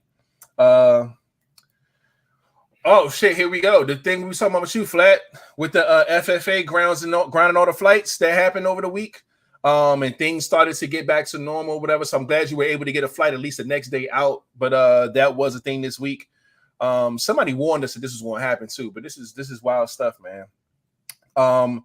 Move right along, man. There's a pigeon that got caught smuggling narcotics into a prison in Canada. Little motherfucking pigeon had on a little baby backpack, little blue Joan, with some work. Like, I don't know who trained this motherfucking pigeon, but yeah, then the pigeon got caught, man. Fucking sneaking shit into the motherfucking jail. That's crazy. That shit you see and hear in movies, but seeing a fucking pigeon with a backpack is wild. You know what? And I was talking about this shit the other day when I was looking at that shit, and I seen the picture with this big ass, this little ass blue backpack. Like, they couldn't even, like, y'all drug smugglers, y'all couldn't even get like a pigeon camouflage backpack, dog. You had to have a blue that shit with blue. the kind of orange straps, like, dog, like You can't even like make it like look like the color of the wings. Yeah, like the gray, like the light gray and the dark gray or something. You being hot as shit. Like, no, like they probably figured who the fuck is paying attention to a pigeon anyway? Like they probably everybody paying attention to a pigeon. Like they're not small, they're big as fuck. Bro, with a blue backpack. You see a dog with a sweater on, you want to pay attention. You see a pigeon with a backpack. Like you know, like what the fuck this nigga got a backpack for? It's orange and blue. It is blue. It's a royal blue. It's like they sent the nigga off for the first day of school and shit. Like the nigga had to be fresh. Like it was crazy. Now, like if it was these, like they could at least put like some feathers on the backpack, maybe like a deformity or some shit. But nah, a fucking blue backpack. Yeah, nah, that's wild, man. But pigeons are out here, man. Like you ain't gonna be able to tell, like, mate, well, we make it blue so we can tell, so he can tell what pigeon is. Yeah, exactly. The fact that they caught my man is crazy. It's like this pigeon wearing all black with a neon fucking backpack, dog. Like the what fuck? Did they do to the bird? Did they lock the motherfucker up? Did they kill like? I don't know, man. They could probably got the bird locked up for a simple fact. If you let it free, it's gonna go back to the owner. They should have put a fucking tracker in the backpack and let the bitch go, and then followed the fucking tracker. That's what they should have did. Would have been smart. But yeah, man. I gotta go read the rest of the story. It doesn't tell me exactly what happened here, but that's wild shit, man. Next up, man. I don't even know what to do in this situation. I don't know if y'all really been paying attention. You know how Kanye West was in the news literally every day for like 6 months straight. Then a nigga went missing. They was like, yo, we cannot find this nigga. We don't know where he's at. He's not answering the phone. People who know him closely have not seen or talked to him. People were getting worried and scared. This nigga popped right back up, married. You heard me. Married to his Yeezy architect, woman named Bianca Sensory. And yeah, wow.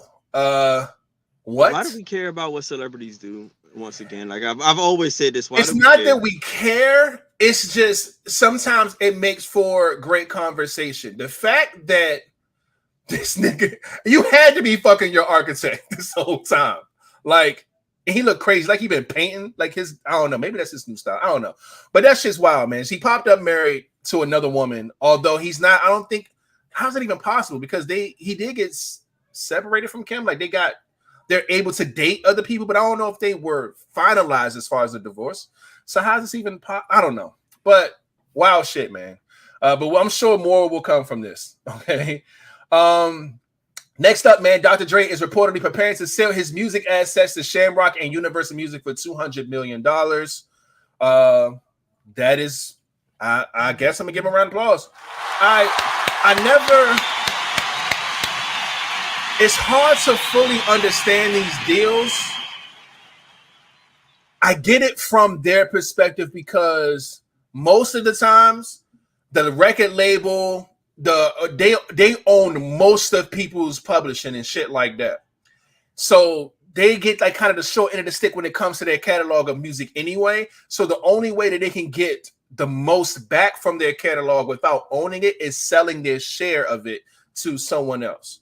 And they sell it for a good margin of money. Like I said, $200 million is a fucking shit ton of money. Some people have done this, and I was just like, I don't know if that was a good idea. I feel like your catalog is worth way more. But some people I've seen do it. I just like, yo, you came off. So this is always a tricky deal. But when I see it, I'm always happy that people can get something out of the deal, man, after being used and fucking abused for so many years. You know what I'm saying? So shout out to that. Moving right along, what do I see? Oh shit! Naomi Osaka and my guy Corey Day is expecting a little bundle of joy. Let me give him a round of applause. I love that. You don't know, Corey Day is from here. He's from the DMV area. My young guy, love it, man. I love to see this, man. I love when they came out as a couple and they've been rocking ever since. And I'm glad to see they about to have a little bundle, man. That's dope. So shout out to Naomi and Corday, man. Oh yeah, also happy birthday to Issa Rae. I see that she's on here. She wasn't on my other list, but she's here. So shout out to her. And also round of applause there. Because Issa is dope. Love Issa. And also that round of applause too is for the Global Globes, man, the Golden Globes. Zendaya has won, Katina Brunson won. There was a lot of good people that was out here, man, just showing some love and getting some awards. There was a lot of history being made. Angela Bassett won as well for the Best Supporting Actress in a Motion Picture. And I think it was the first actor or actress to win an award from the Marvel series with her role in Wakanda and all that. So, man, it's just been dope, man. So one more last round of applause to everybody for going up in here, man, and showing out, getting these awards, man. It's beautiful, beautiful, beautiful. And yeah, that's all I got, man.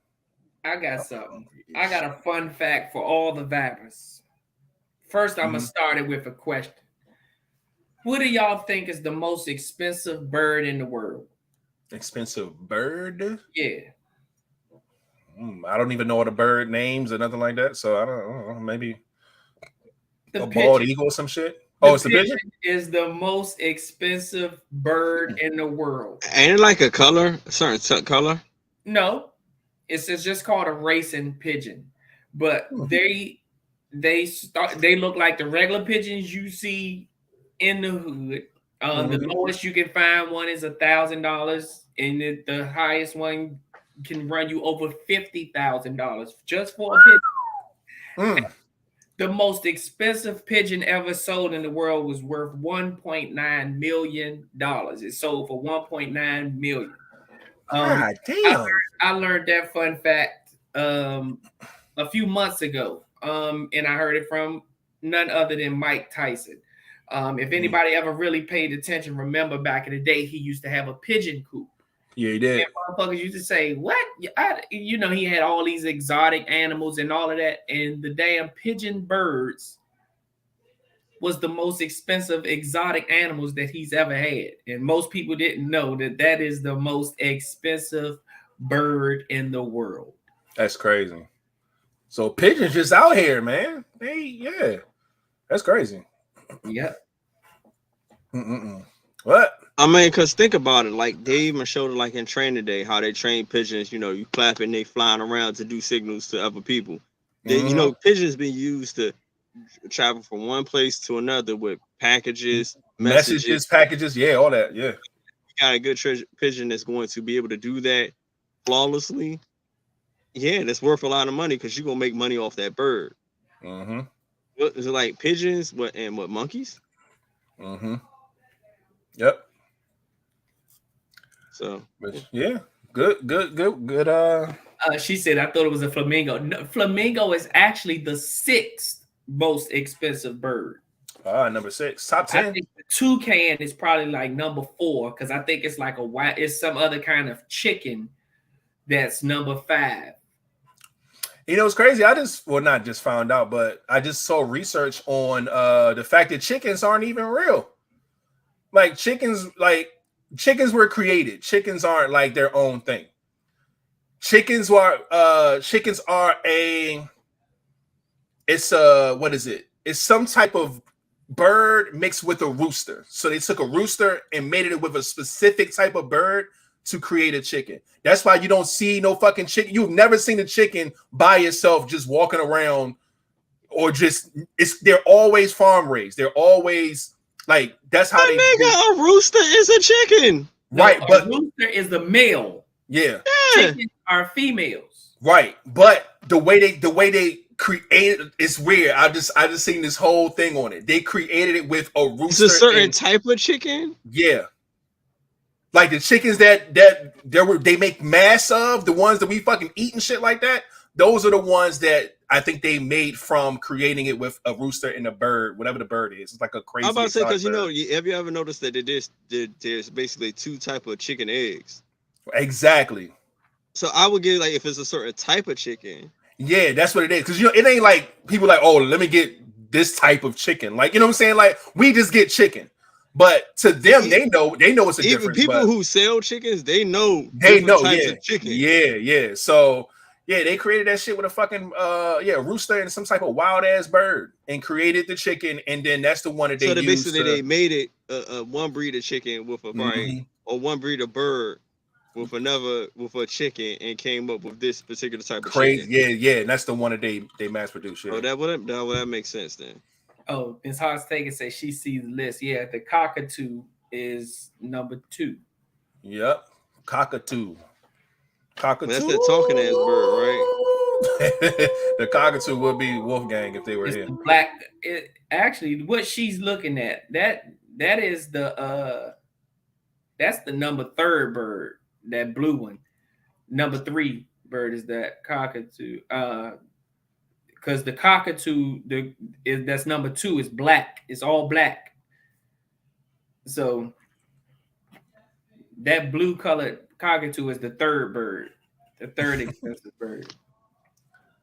I mean, and that's not even a cockatoo. That's called a what the fuck? A macaw. Macaw. Oh man, look, I'm not a conspiracy theorist at all, but I did see that shit. I told y'all when I was back kicking it on my fucking phone the other day, just chilling. I saw some wild shit, man. That was one of them. But yeah, eggs are not that bad, everybody. Nah, in some places it is that bad. I seen somebody paying $12 for a motherfucking pack of eggs. That shit nasty in certain spots right now. Yeah, it came across my phone and said eggs are at an all-time high. Yeah. Yeah. Some spots they're still low, but like there's a lot of places where eggs are like $12, nigga, for a regular little normal joint. Like that's crazy. But yeah, man, that's all I got. That's all I got. We ain't got no other random you know what I'm saying, news and whatnot. Let's go ahead and move right along to the next topic / ending question, whatever we got going on.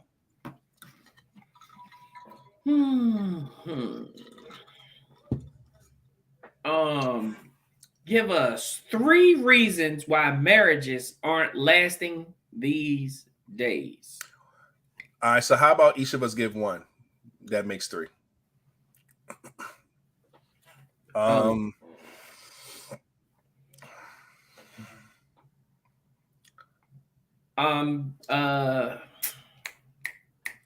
What is it? Temptation.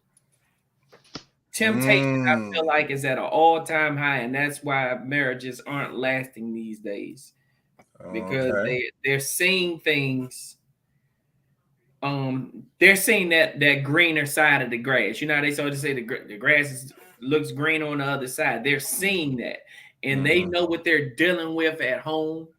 So seeing that green grass over there from the internet, yeah, it's why you're going over there until you realize you get over there and that shit. You wondering why your socks green because it's spray painted green, and it was probably better off staying at home fixing what you have at home instead of going to that green side.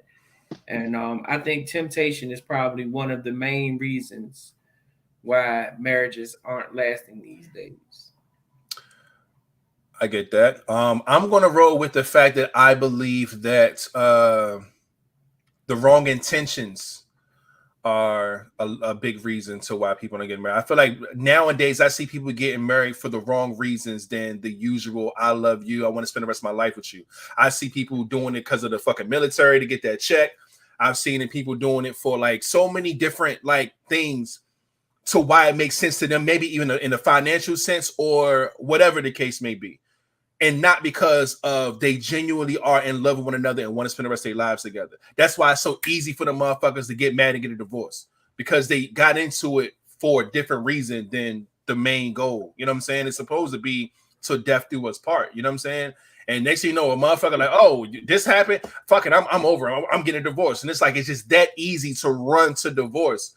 When it's like you haven't even tried, you haven't even gone through therapy, you haven't even tried to figure out what is it going to take to help fix your marriage, because y'all supposed to be in this forever. You know what I'm saying?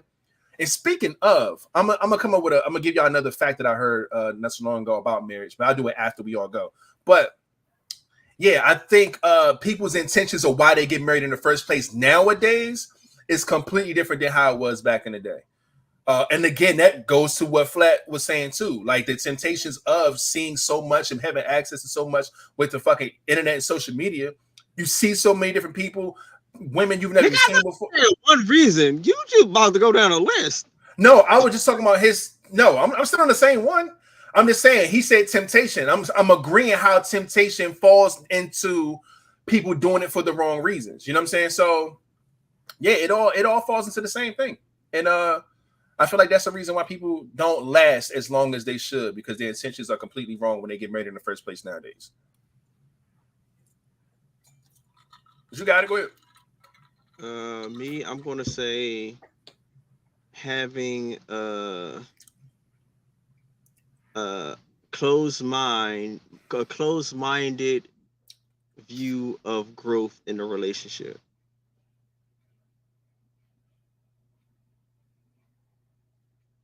Being closed-minded in the marriage is the reason why it doesn't work. Yeah, because like a lot of person are maybe marrying a person who they are right now, not particularly thinking that this person is going to grow or change over time, and not expecting this person to grow or change in the time, or not expecting themselves to grow or change in the time. When it comes to, in my neck, this will be, if I will go with another reason when it comes to communication, but more so thinking that what you have right now is going to be what's going to be forever when people actually tend to grow and change. So having a closed-minded view on growth, because that you married the person who they were now, and not having the aspect of my process that this person is going to grow into and change it to someone else, and not you're loving a person here and not really loving the person for who they are, and probably in more some mindset of they may grow and change. You just loving what you see right now. You want to marry what you see right now, and not loving the person and hopefully loving the person they might grow to. You just want them to stay the same. Because maybe a lot of people I've noticed they're more so stagnant and they don't want to grow. So I'm cool who I am. will always be this. So I want you to always be that. But that person may change and grow, might have different tastes in life, or maybe different ideas and viewpoints, and that be fucking people up. What comes with communication as well. But this is my first one, because I can talk about this shit for a while since I've been drinking. Yeah, I get you. I've talked to married people all the time. Like, this is a good topic I can talk about. Right. because I think people change in a lot of ways. I feel like mentally they change, how they view their relationship change. People probably gain weight, lose weight. You know what I'm saying? Like, a lot of things change over time. And that is a big reason why people feel like they don't want to deal with that person more, because they're not the same person who they were. Yeah, not the person I married. It's like, you ever notice, like, when we grew apart, reconcilable differences. Mm-hmm. Someone wanted to say the same. Someone grew a little bit, or maybe somewhere up and down, and their views changed. Well, I liked you when I met you. Now you have different views. You became stronger, or maybe became weaker. You did not love this person for who they could possibly be. You just love them from what you've seen right there. Mm-hmm. Like how, like, a lot of people people talk about on the internet, like, you love the struggle or the common denominators that you have right there. But once that left, maybe the struggles that y'all bonded with, or the things that y'all bonded with, have left. Maybe that person have grown, you have grown, so it took away what y'all had in common, and you didn't really see anything to really love or really connect with that person with. Yeah. People don't understand when it comes to a lot of things, when it comes to relationships with people, like, their perception of life may change. If you really gonna love a person, love the person of who they are now and what they may be, and appreciate and love their growth. Even if you want to be, maybe you might want to stay the same. Hopefully they love you for being the same, but appreciate and pay attention and communicate with them while they're growing, so you can see how this person grows. See, if you pay attention to your partner and see how they're growing, then there will be no issue. But a lot of people maybe not pay attention in marriages. You know how it's always like the same part. They be a disconnect. That's why the foundation of friendship is so important. So you always see that person grow. So it's natural for you. You don't really see any disconnect. But a lot of people lose that disconnect with being friendships, like because you already word brought love, or may say you say get married for the wrong reasons. So there's always a disconnect there. But if you have a natural friendship as the foundation and be able to see that person grow, you will not probably see any changes because you already are friends with them and it's just normal to you. But at the end of the day, if you do see a change, appreciate that change in them. Hopefully you can grow with them or just appreciate the person they're becoming and still motivate that person. Like when you love somebody, you want to see them be the best version of themselves. Right. And a lot of people can't accept that because they're used to maybe getting something out of them or manipulating the situation. It's a lot of different things. Yeah, I agree with all that, man. I can keep going with this for a long time. But I'm gonna let y'all talk and then we can run back to me and I can sell some more stuff. I think me personally, man, I get it. I'm from the outside looking in right now because I've never been married before. But I still feel like my mindset of what I think marriage is and should be going into it. I always want I want forever to be forever. I'm not going to sit here and do this whole wedding thing by law, get married, get the fucking license, certificate, all that shit, friends, family, in front of God at a church, all that stuff just to say, I'm just not feeling it no more. I'm not happy, so I'm gone. Like, that's not how it is for me, man. I always feel like people kind of, downplay what the vows are and downplay what marriage really is. We're supposed to work that shit out. That's just I don't know what part of that get lost in translation, but I feel like if your fucking life isn't in danger, if you don't feel like you're like either like I said, if you feel like your life's in danger for whatever reason, by all means get the fuck out of there.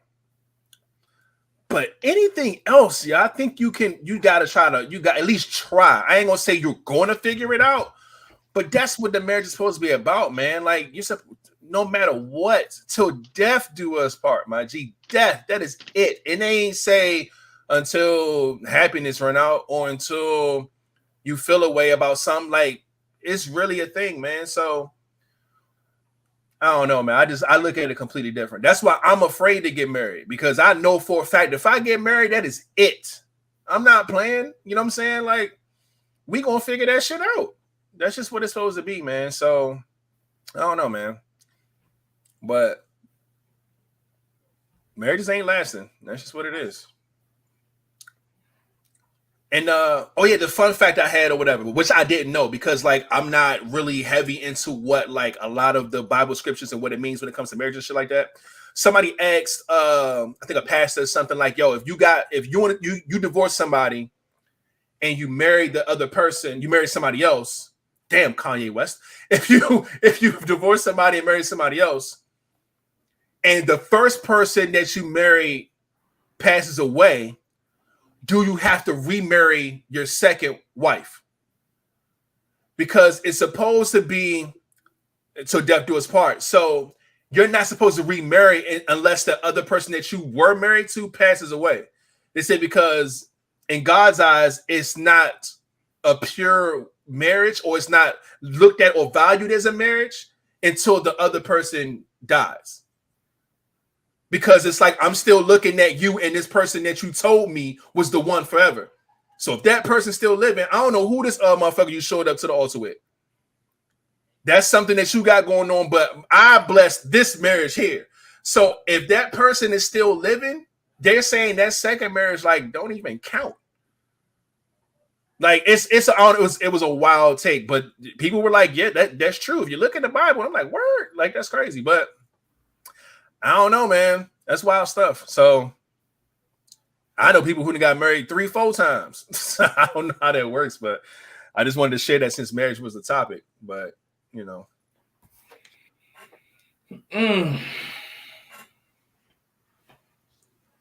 I don't know what other people. King said he had some more shit of why they not lasting. Oh, you King, like, hold my drink. Yeah. Sean, let me pull me another drink. God damn it. You don't know? You can't think of a reason why a lot of marriages is not lasting? One, I would say the easiest one is let's go to social media. Everybody thinks social media gives everybody the viewpoint. I think they have all these goddamn options out here in the world. They can do better. They could do the grass is green on the other side, which is fucking retarded. Social media is painting, but which is, I think it's a setup. I think it's a more so of a way to keep our culture apart from each other, because everything, even though it trickles down to other cultures, it more so affects us the most. And more so thinking you should be doing this, you should be doing that. I don't understand if y'all don't see that there's a war between men and women out here, you are fucking blind as shit. It's a horrible war between men and women, and who should be doing this and who should be doing that. And it is all like, oh, men think this and this and that, and women think this and this and that. Look, get outside of that. Find you somebody who can actually work with you. Y'all can reach your own viewpoints and rules and work with that. Let me see. Especially black men and women. Like I say, like what I think Ray said, the wrong reasons. Everybody's getting married for the wrong reasons. Like you say, like for military, that's crazy. But a lot of people do that. Lifestyle. I see now, right now, the more so thing is chasing a lifestyle, chasing a bag. Oh, I want this lifestyle. I want that lifestyle. I want you to be able to provide this, provide that. But at the end of the day, when you get older, you get wiser, you realize that this person is probably not the. You can love anybody, but if you chasing a lifestyle, you might not been really developing the relationship you're supposed to have with this person. And everybody hate Kevin Samuels and all these other people, or maybe females who probably speak some shit. But if you're chasing a certain lifestyle, someone who can provide it with you, will provide you for it, pay for everything, it comes with a whole rack of bullshit with it. This person is going to treat you like this, and you're going to probably treat them like that. What value do you really have in this person? What friendship is there? What foundation do y'all really have? You want to be treated like a princess or queen, but this person don't value you. You're going to have probably, and it don't, for God forbid, if y'all have a kid, this is a horrible foundation. No one, especially when it gets to marriage, nobody's really doing it the right way. I've seen a few people do it the right way, and they're not really too much connected with social media at all. But everybody who follow this, well, I need to live like this. Like more so right now, it's I need to travel. I need to do this. I need to be looking like I'm doing better than everybody else. I need to show that, my life is great. Though you can show that your life is great, but behind closed doors, is your life really great? This person provided you for the lifestyle, but do they really care about your well-being? You really care about your mental? Like, no, they probably don't. They're only caring. They're taking care of you, so they only care what you can do for them, for the aspect. So everybody's getting married for really the wrong reasons. Because, oh yeah, you can provide me for what I think is going to make me look good to everybody else. But are you really fucking happy? Right. Really, do you have what it takes to last a long time with this? And before you move on, you mentioned the lifestyle of people marrying for a lifestyle and wanting to find a man that could provide everything and pay for everything. We talk about it's even with dudes. I mean, what's some females? Even with dudes, like, oh yeah, she look good. She fine as hell. She but like at the end of the day, once you get older, you get more mature, and she really your piece. You really seeing that she's just draining you, and you're not really getting anything from it. When it comes to love languages, each person's supposed to be filling each other love tank. See if you learn that, then that's why it's like, they cheated on me here, he cheated on me there, because this person over here did something that you didn't. Y'all married for the fucking wrong reasons. If you married for the right reasons, this person can't take you from nowhere. Exactly. And seeing that reminds me of people being replaceable, right? And it's funny because I was talking about that earlier when it comes to when people do something for you. And I think Queen G mentioned me saying that in the comments. But like, if I'm paying for everything, if I'm paying all the bills, I'm taking care of everything, you don't have nothing to worry about. You're replaceable. You're replaceable. I can take you and move you out of here and put any woman right in your spot where you was just at and live the same exact lifestyle I've been living. That's why that type of shit don't last. You gotta have somebody, especially if you want to marry them, you gotta marry somebody that you cannot replace. They have to bring something to you in your life that you don't think that you will ever find ever again. That's when you know that that's who you need to marry. And I preach this all the time. Like seriously, for men and women, if you're with somebody, it's your duty. Even for females and even for men, seriously, it's your duty. This is chess, not checkers. Mm-hmm. I mean, even though they're in chess, the most important the piece is the king. He can't do but so much. So as a king, you have to have value in your queen. Why? Because she can move how you can't. Mm-hmm. If you got a queen that can't really move nowhere, what value is she? Exactly. And then as a queen, you got to realize how valuable your king is so you can move to protect him. Like, we all have to protect each other. Everybody say, oh, yeah, men have to protect women, women have to protect men, but nobody's really trying to put value in each other, which is fucking retarded. Yeah. We have to show in everything. Have you ever noticed that we never be shown on social media so more so the positive? It's always the negative, and that's what we always focus on. Mm-hmm. We have to be more so seeing the positive in each other and more so placing a positive in each other. Nobody want to be even me, but like, see, my vulnerability is something totally different. But nobody want to be vulnerable or be open of what they want. Like, I was talking to somebody this day, it's like they were saying like, oh, I can't ask a dude to be my man, like, but somebody else is, and they're gonna get that man. Yeah. Yeah, it's easy, but that's not vulnerability. So somebody's just basically saying what they want. And men. I've said this many times. There's not too much difference between men and women. There's not. It's not at all. We're all, especially now. It's 2023. It's a mixture. And what y'all like, almost what we like, and more so like if anybody tell you differently, it's a more so manipulation tactic. So. It's we all just gotta treat somebody with love. I've seen the most valuable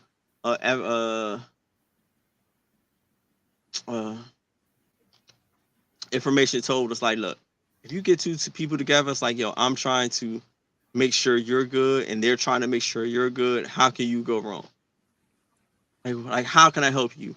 Oh, well, how can I help you? Especially when y'all working together in a relationship, how can you go wrong? But it's always someone is like, yo, you take what can you do for me? And you should just be happy doing for me, and I'm not doing for you. Do the female voice again. That nigga said, how can I help you? He said, how can I help you? But seriously, like, if you in a relationship where y'all both trying to please each other, trying to make sure y'all each other's good, and y'all actually have a general good relationship and a friendship, you really cannot go wrong. Like, and I've also said this before too, on like, always trying to build positive and great memories in a relationship for the simple fact that bad shit is going to come. And I have another one when it comes to comfortability, when it comes to marriages falling apart. Everybody wants to get married and feel comfortable. Like, oh yeah, I'm married now. I ain't got to do this and do that. Yo, marriage is work. Relationships is work and a job. It's more marriage is than even the regular more relationship. It's a job. So like, don't get too comfortable. Don't be like, oh yeah, I'm married. I let myself go. Like, even like me. I can only imagine if I'm a man and I'm married, I'm more so probably going to work out more, trying to do more for simple fact. Now I have to protect my wife. I'm not going to get lazy and complacent and get fat and to the point where I cannot protect her. In the instance, I'm going to work out more because I have more for inspiration for someone I need to protect and look over. And so especially, and then look, as much temptation and social media is growing, you want to be the apple of your eye of your partner. Me personally, I believe that you should not get worse in your relationship. You should get better.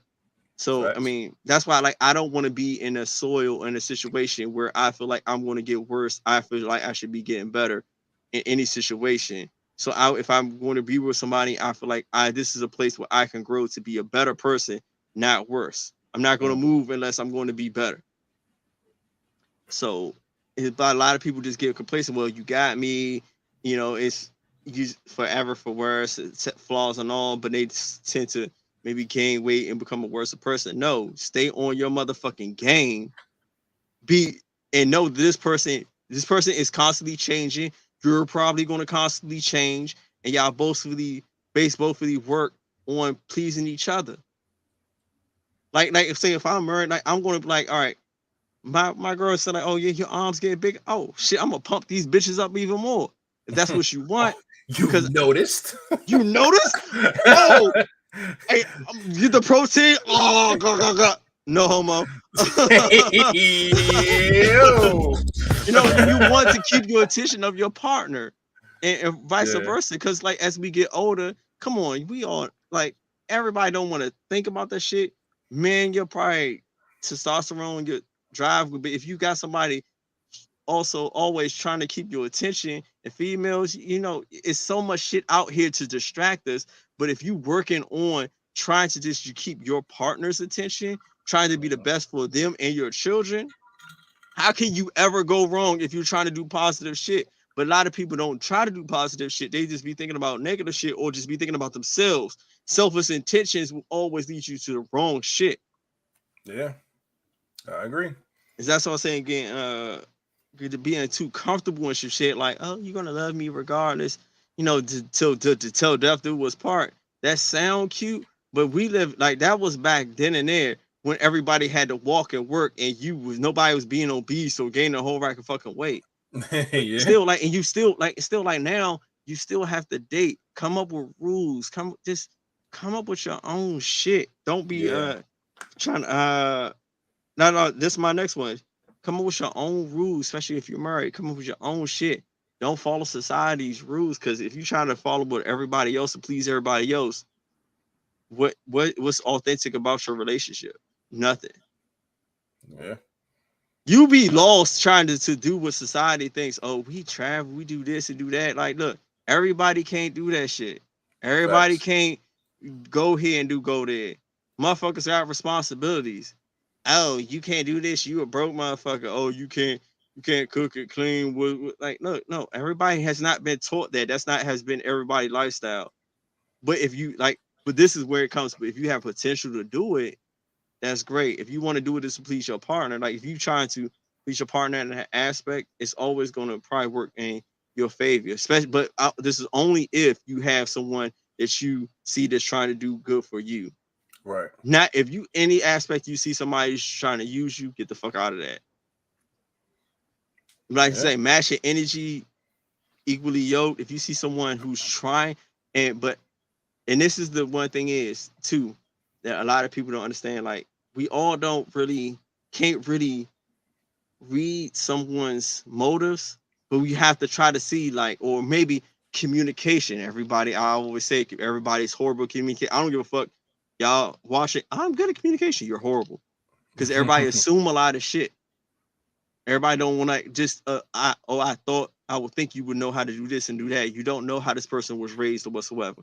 So when some communication comes along. But if you can already just talk about it, like, are you like when you did this, what did this mean?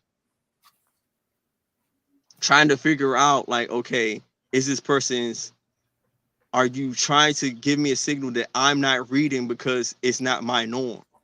Right. You showing one person showing their interest is a person just like, I don't see it.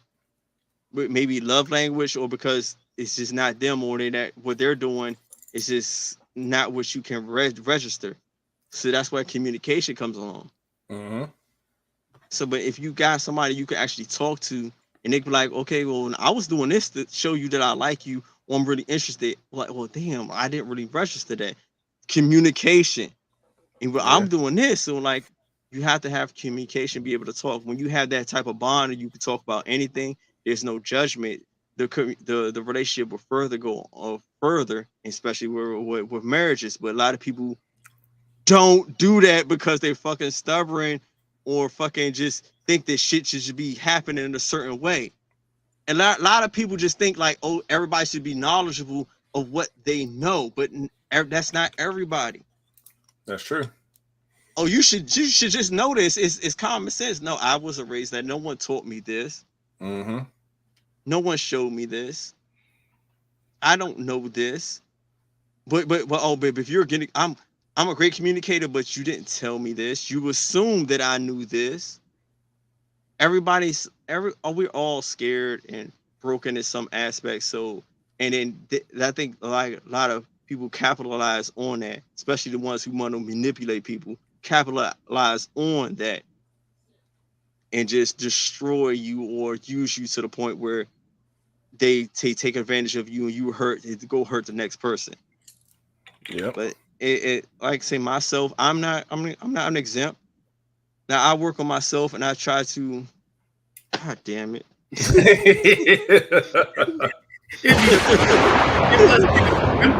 Our birthday. Yeah, it is pattern, stuttering. I love stubborn. But still, but like y'all motherfuckers, still, y'all get what I'm saying. What's oh yeah, 100%. Yeah. I say create your own rules. Nowadays, if you actually say you're old school or that shit does not equate to that. This shit does not. It's not going to resonate in 2023. Not at all. It's not. Because everything that's going on, really, you just be sitting there looking stupid. Well, I think a man should do this and do that. Well, I think a female should cook and clean and do this and do that. You sounding fucking stupid, male or female. My guy, like really, and that's why other ethnicities are capital, like really going way further ahead. I mean, some of them are falling, but like because they're working together. If we work together, we would go so further. But like, especially our ethnicity, always try to just look better than the next person. Fuck the next person. We can look better than the next person by creating our own rules and not telling them what the fuck we're doing. Right. Let them assume. Let them communicating motherfuckers assume that we're doing what they're doing. But we come up with our own rules and we're doing what we're doing. We're shining on them when we hang out with them. But they don't need to know what the fuck we're doing. Yeah. You know, we're coming up with this. This works for us. This is good for us. You know, sometimes you got to understand that what y'all doing, it don't work for us, but what we're doing don't need to be explained to you so you can break us down. Because a lot of people, the crabs in a barrel, we don't agree with that. We need to pull you down to our level. Right. Fuck that. You don't need to know what level we're on because we're going to keep going up doing what we're doing that works for us. Yeah. So that's what works for. That's why I don't agree with like a lot of celebrities and all that other crazy shit. Because people with celebrities that they got money, they doing all this shit. They could do that, and you reach for something that you don't even have the lifestyle for. That is true. And you can't even maintain. You can't even afford to do the shit that they do. That's why I don't give a fuck about celebrities and what they doing. Because have the people trying to live that life that you can't even live for real. Fathom. Yeah. They can take trips. Everybody, I want to take trips here, there. You going broke trying to live a life that you cannot maintain. You're trying to put something on a man that's going to stress them out, and they're going to be like, yo, what the fuck? You can get to that level if you work really with somebody and have a logical mindset. Anything can happen if you really are like really plan for it, but motherfuckers want it now. Mm-hmm. Like I've come to the realization that look, I can have anything I want if I plan for it, especially materialistic things. I'm not really hurting for anything materialistic. I could plan, save, and plot for it, catch it on sale. I'm a stalker. I shop whenever I want. I can easily get it. Yeah. If I want to take a vacation, it's the same thing. Just think, but that's me doing it by myself. If I had somebody else that I really trust and really there for, it'll be even easier. Mm-hmm. But a lot of people don't want to put that mindset of oh yeah, let's really work together. Everybody well, social media or everybody say you should just be doing this stuff for me. You should be working harder. You should be having 3 jobs to please me. Well, you need to be doing this, girl. You need to be cooking, cleaning. And I hate that aspect. I'm like, where the fuck these niggas at? Because I don't know none of these niggas. Yeah, I don't know either. You should be doing this or blah, blah. I'm gonna find somebody else. Who the fuck? Nigga, go find somebody else then with your bitch ass. I need somebody that's gonna do more for me than the shit that I could do for myself. Right. That's just how that goes. And what's another one? Right, reason my friend love is like having a friendship and love foundation. I've talked to many people who's been married And really, they always told me, look, love comes and goes. Happiness comes and goes. But having a true friendship is always there. If you had that as a foundation, y'all both friends with each other, how can that really go wrong? Because like at the end of the day, once the love goes away, you fall into that friendship foundation, which comes with a lot of respect and understanding. Yeah. And that's supposed to bounce y'all back into getting into a space. Yeah. So you can always bounce, boy. Yeah, because like when you like sorry, but continue. Because you was boy. But I'm saying I've said I've one of my exes, she broke it down to me like, you know what? We are actually genuinely friends. We might not be in love all the time, but I actually like hanging out with this motherfucker. He's like, we go bike riding, we go skating. When we're not in love, we still talk to each other. We can still talk. He can talk to me about anything. I can talk to him, and we're friends. When somebody saying they're marrying their best friend, some of them mean it, some of them don't. But right. you gotta make sure it's mutual. One person like, I marry my best friend, the other person like, you and my best friend. If this vice versa, there is a great foundation there because there's no holds barred. There's a type of respect there. You treat your best friend a certain way. You don't, like a lot of people, maybe you might have an understanding where you could probably disrespect them, everything be cool. But a lot of people will not really go for the jugular to disrespect somebody and thinking they're still supposed to love them. Right. There's supposed to be some type of respect there when you have somebody you love or your friendship there. Whether that foundation is supposed to be set on. Me personally, I think like if you love somebody, you care for somebody, there should be really a limited amount of disrespect there, period. But I have my own set of rules that I'm not going to break for nobody. Right. What else? A lot of people get married for kids. Oh, we want to get the kid married for the kids and all this good stuff, and that's a bad thing. Yeah. Because kids, we all know, they're going to grow up, they're going to leave, then you're stuck with a person you don't really fuck with. I mean, you might learn to love them, they gives you time, but if you don't develop any of this stuff and you just still have the animosity and anger and bitterness towards them, it's going to be fucked up. And yeah, I mean, need somebody else talk because I got to pee now. Well, shit, you didn't definitely body this. I can keep going, but I have to pee now. We are good to go. We got one more topic left. We probably could skip now. Shit, it's 2 hours and 7 minutes in. Where we at? What's this? Y'all should have let me talk about this. I can keep going. Let me go pee and come back and talk about it. Let's get this last one out of the way, man. Before we get there, shout out to my boy DM in the building representing that. Let's go. I see you, my G. Shout out to DM in the building. Pulling up, holding down the fellas, man. And also, shout out to Tiffany 𝐻𝐸, aka TQ. Also representing that. Love it, man. Shout out to TQ. Holding down the Love Buzz Squad. We appreciate you. And my G as well. Pulled up talking this shit. Music in the building. Hey, I think he's a part of that pack. Hey, my guy is in the building. Shout out to Alan Neal up in here, man. We appreciate you putting it up as always. And yeah, man. Let's go ahead and get this last any question out of the way. Everybody saying that's the most they've heard King talk. That takes up for all his King has. Yeah. You got once he get the topic that makes sense for him, he gonna go, man. So get to talk about that love shit. That's where we got that love doctor. Let that nigga cook, man. He get to talk about that love shit. He can talk, but you forget this motherfucker.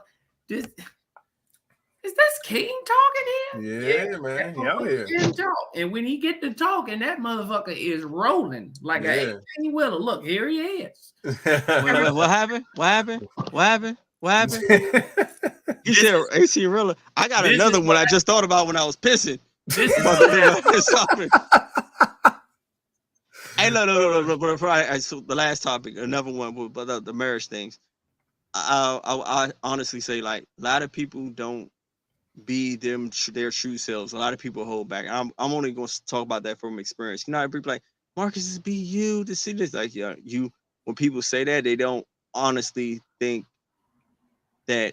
They just think like, all right, being you is going to be always positive. Sometimes it might be negative. You might have a vision of telling somebody to be themselves, but you can't really control how they're going to be themselves or control how they're going to react to certain situations. And people being married are always trying to hold back maybe the type of situation they're in. Maybe they can't really be themselves. So a lot of people yearn to let themselves really be them. And then when they do, then that person might not like who they really are.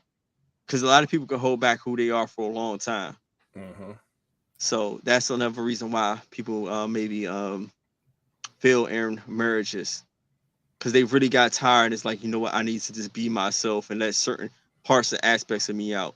That's why me, for like I'm saying 2023, I'm choosing violence. I'm about to be myself this whole goddamn fucking year. That's right. And a lot of people don't like. People are like, oh, express your feelings, be you. People like, you not gonna like it, and I'm not gonna give a fuck this year.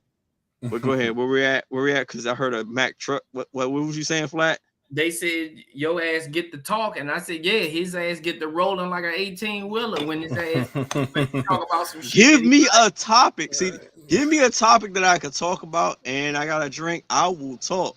Yeah, you sure will. This was another question. That was quick. Did you wash your hands? Yeah, I definitely wash my hands. You want to smell it? It smell like, it smells good. It don't smell like balls. Oh man, cool. Let's get this last end question out the way, man.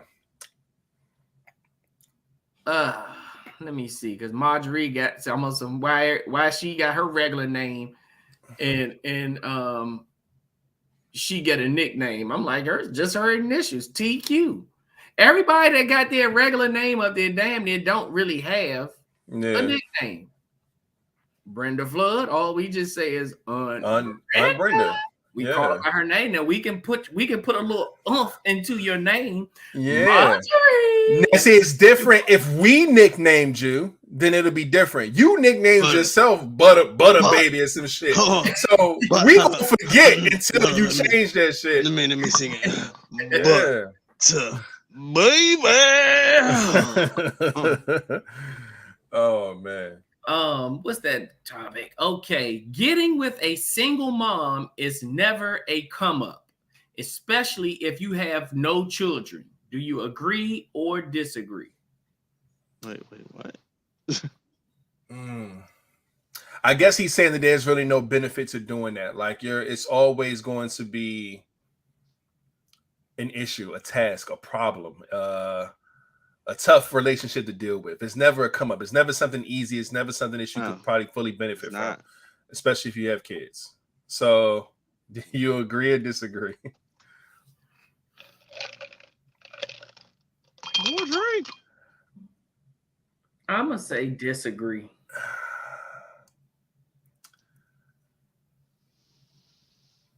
I'm on the fence. Okay, so comment section, do your thing. We have 3 different answers here. Who do you want to hear from first, second, or third? When the fuck did I answer? I was about to say what King said.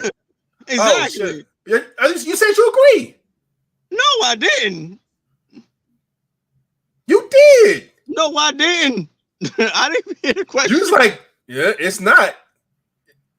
Hold on. Like you agree. You said it's not a come up. That's agreeing. Getting with a single mom is never a come up, especially if you have no kids. And you said, well, it's not. And I said, okay, you agreed. And I said, flat disagree. Never. If you don't have no kids, see, if you had kids, maybe. But if you ain't got no kids, that's why I said, because it says especially if. So if we take the especially part out and just say that it's not a come up, it's not a come up. No, I'm just gonna say I'm on the fence. So we still have 3 different answers. I'm gonna agree. It's not a come up. Okay, and I said and 50-50, and Flat said he disagree. So now we go to the comment section and we see what rated King and Flat. All right, so I'm gonna go last regardless because I can do what the fuck I want. Here he goes. I don't give a fuck what y'all say. Y'all not gonna dictate what the fuck I do because I'm the motherfucking king. Okay, I'm gonna go last. So I'm on my shit tonight. You argue that all you want. I'm 50-50 on this only because like what I just explained. I feel like it can be a come up if you have children, only because I feel like there's a level of understanding that comes when you become a parent. When you have someone that you're dating that has a child, I know people who don't have children hate this, but it's just a fucking fact. The level of understanding is never going to be the same. Yes, you may have nieces, nephews, cousins. You may be the godparents of other people's kids or whatever the case may be. But there is a slight disconnect there when it comes to the level of understanding. So people who have children normally work better with other people who have children because they understand what it takes, the type of relationships, the bonds, the time, the energy, the not being available, all these different things. So if you have no children, you have to deal with somebody that has a child, I feel like there's going to be a little bit of a disconnect. Not saying the child won't work out, but yes, you are taking on another person, a whole nother being. You know what I'm saying? And not to say that you're supposed to be a father figure to this person's child, but God damn it, you're going to play a role. The longer and the deeper this relationship get, the more you're going to play a pivotal role in that child's life. So that's something that's going to be on your plate for your responsibility to help maintain in that relationship that that other person don't have to deal with because you don't have no kids. So it's always going to be more of a load to you know what I'm saying, to deal with when it comes to that. So I can see why it's not a come up. But again, that's why I say 50-50, because if you do have kids, you understand it. If y'all both have one child, shit break even. Even if you have 2, 1, however, it don't really matter. But at the end of the day, I think both people understand each other a lot better. You know what I'm saying? And then you guys kind of put the other person's going to always put their children first over you. That's going to happen every single time. So now you in a relationship where you putting her first, but she's putting you second by default. So I agree when y'all say that it's not a, well, with Flat, when he said that who said it's not a come up? I'm already missing it. Okay, Flat. Oh, King. Oh, you said, yeah. No, I agree with you, King, when you said it's not a come up, because you have to, like I said, deal with somebody to where you're never going to be first. At least if you have children and they have children, y'all both understand that y'all children come first, then the other person. At least till y'all get married and things can switch or swap however y'all see fit. But in relationships, bruh, I get it. So you're always going to be second fiddle to that person's child. So I get it, you know what I'm saying? But if you do have children, I think that it's an even playing field. That's why I couldn't just completely disagree. I just put 50-50, but you know, that's how I feel about it. King Flat. Got a view. Y'all thought I was playing. You thought I was playing. Oh, you thought I was playing. Here we go. Flat, go ahead. And I'm lit. I don't care. Go Flat. It's not about you caring. I care about the viewers. The viewers. Well, DC Financial understands. She can cuss me out later. Oh man. Floor is yours, brother. You got it. You been preaching. You got your drink. You ain't no reason for you not to go. Here we go. Right, you gang. Go Flat.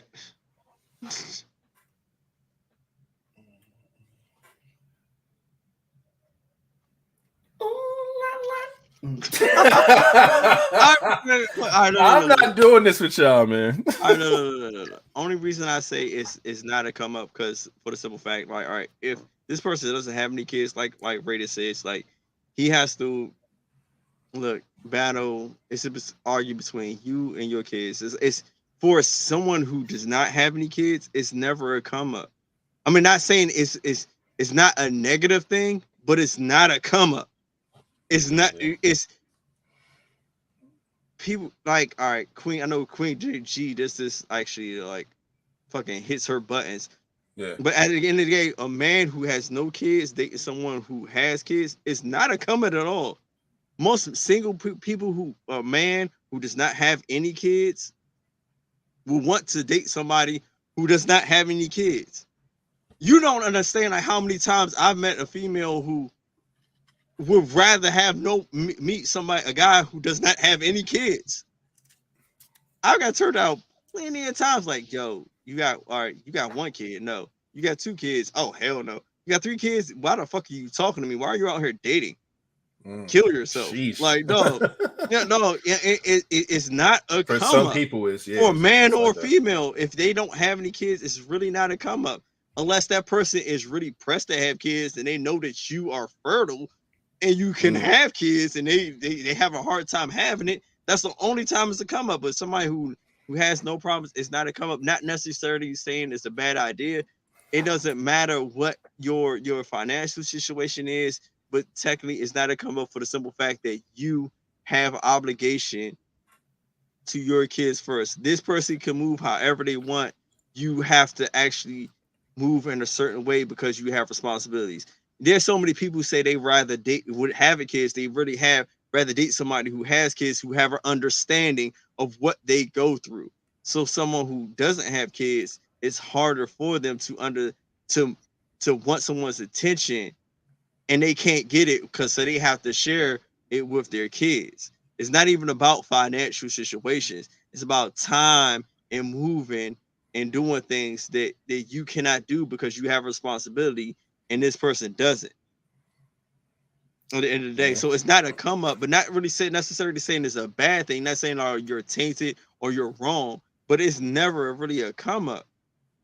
Unless you're one of those people that have a kids and you toss your kids to somebody else and you live like you don't have any, which is fucked up morally wise. Am I saying it all right? Morally wise. But yeah.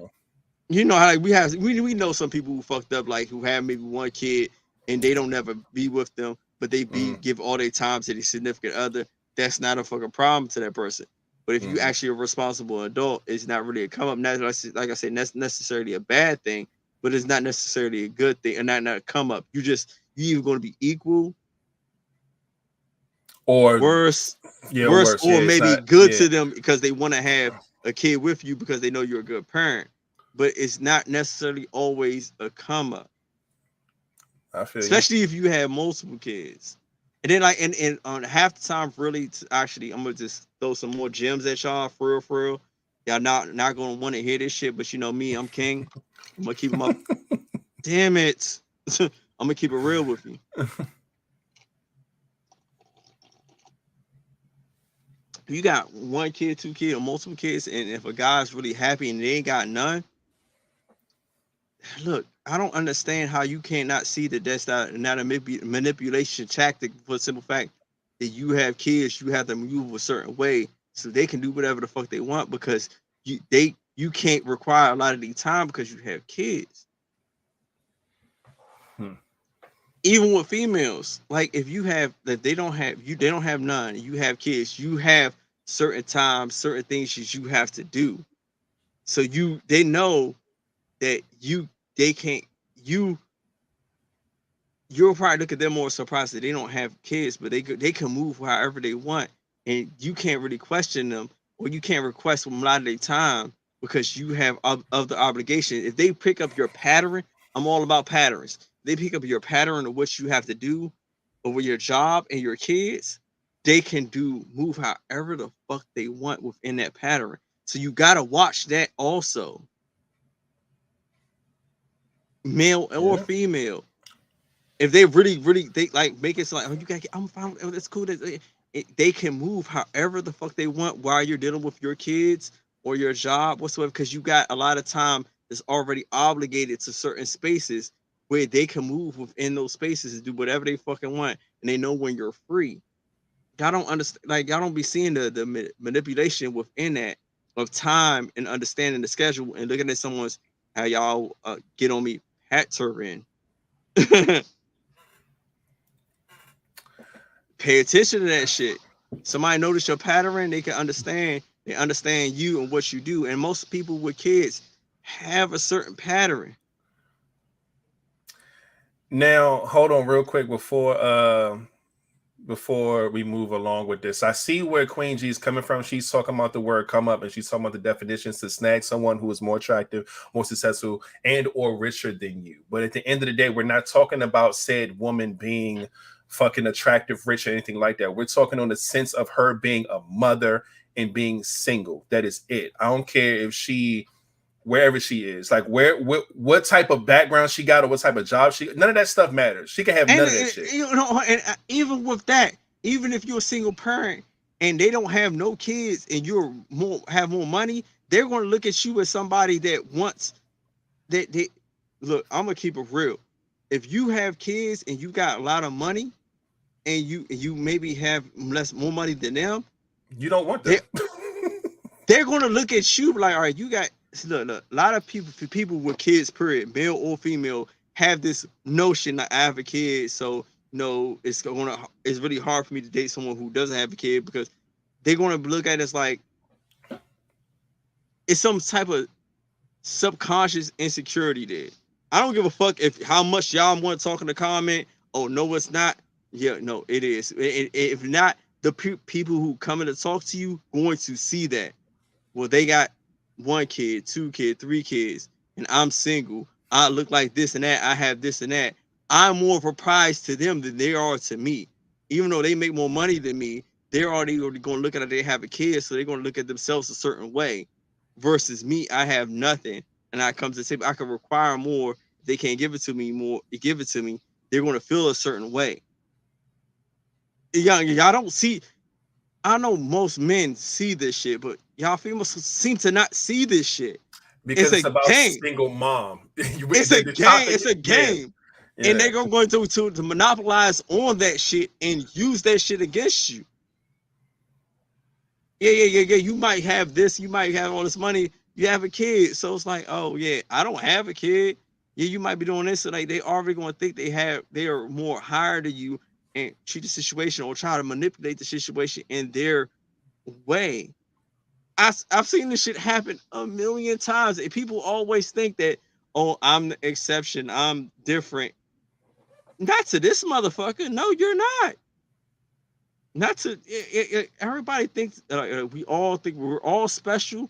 We all think we're special, but when you run into somebody, you might think you're special to this person, and half the time you're not.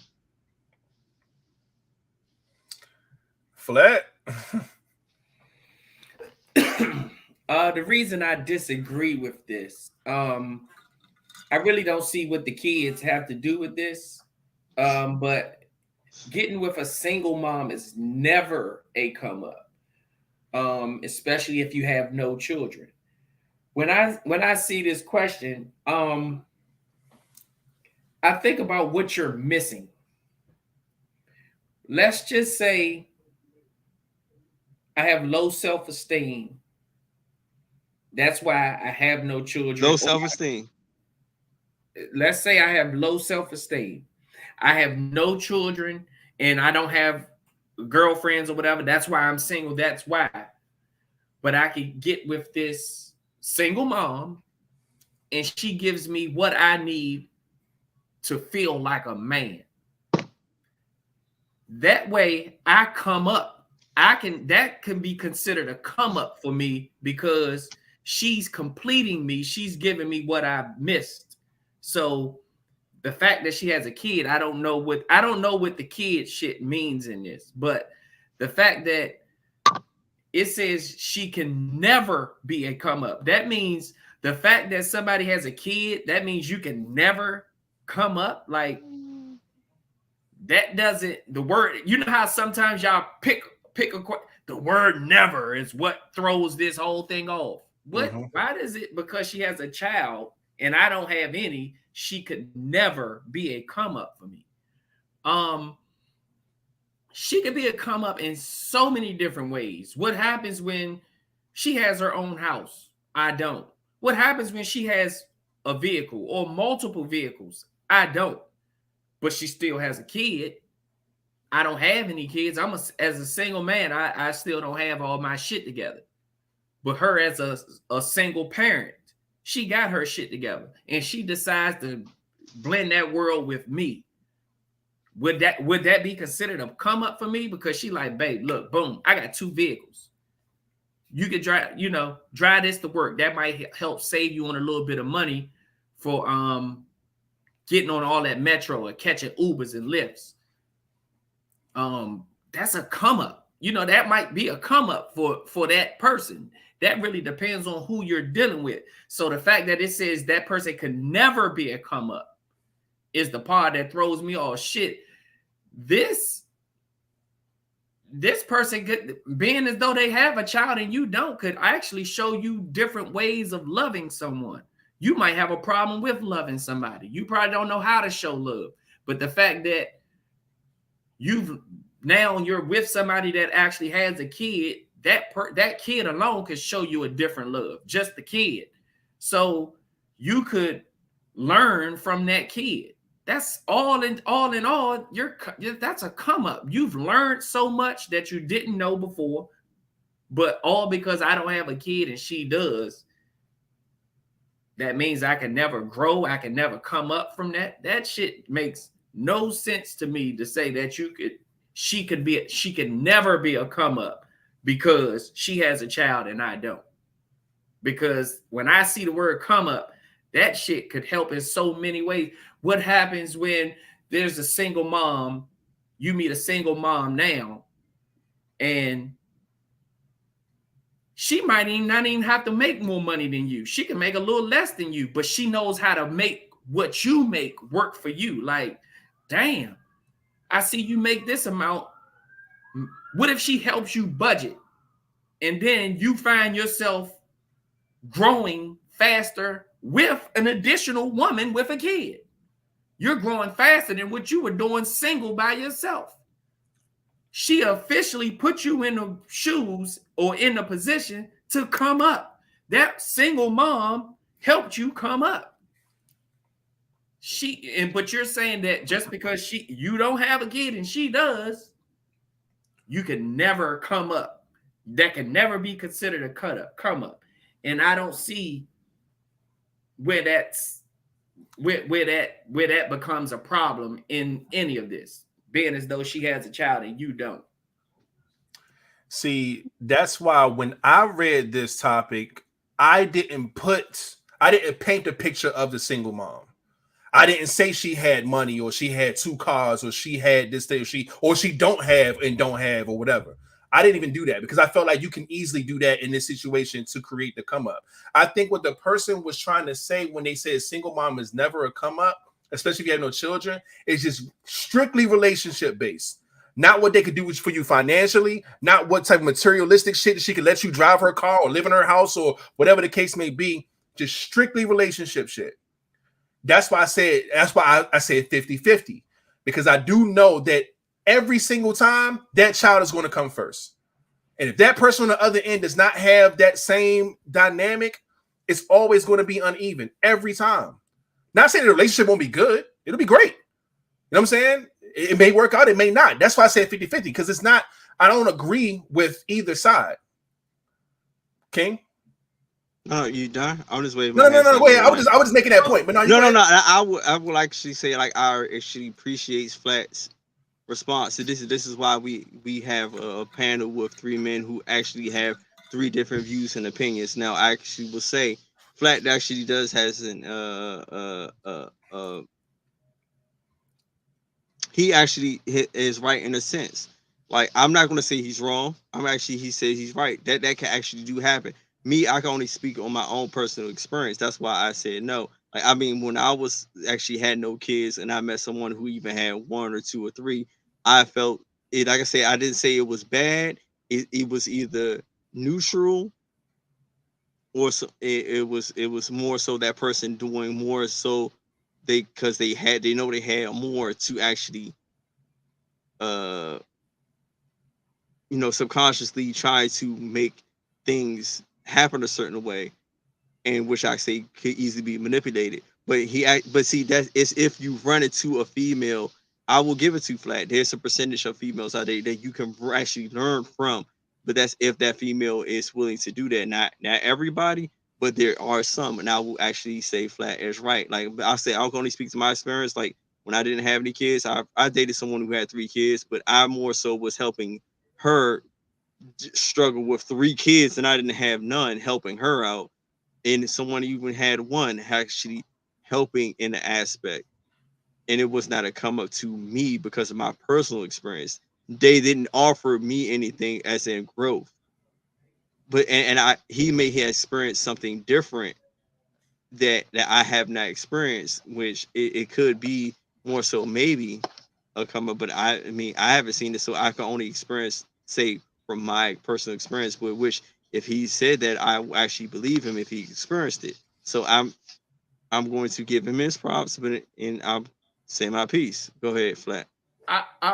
It ain't always what I've experienced. I'm just whatever. Yeah, sometimes when I read these questions on this podcast, a lot of the times I step outside of myself. I read the question for exactly what it is. I don't necessarily say I've experienced it, because I'm right along with you. I've experienced dating somebody with kids, and she wasn't a come up at all. If anything, you drained me more than I even came up.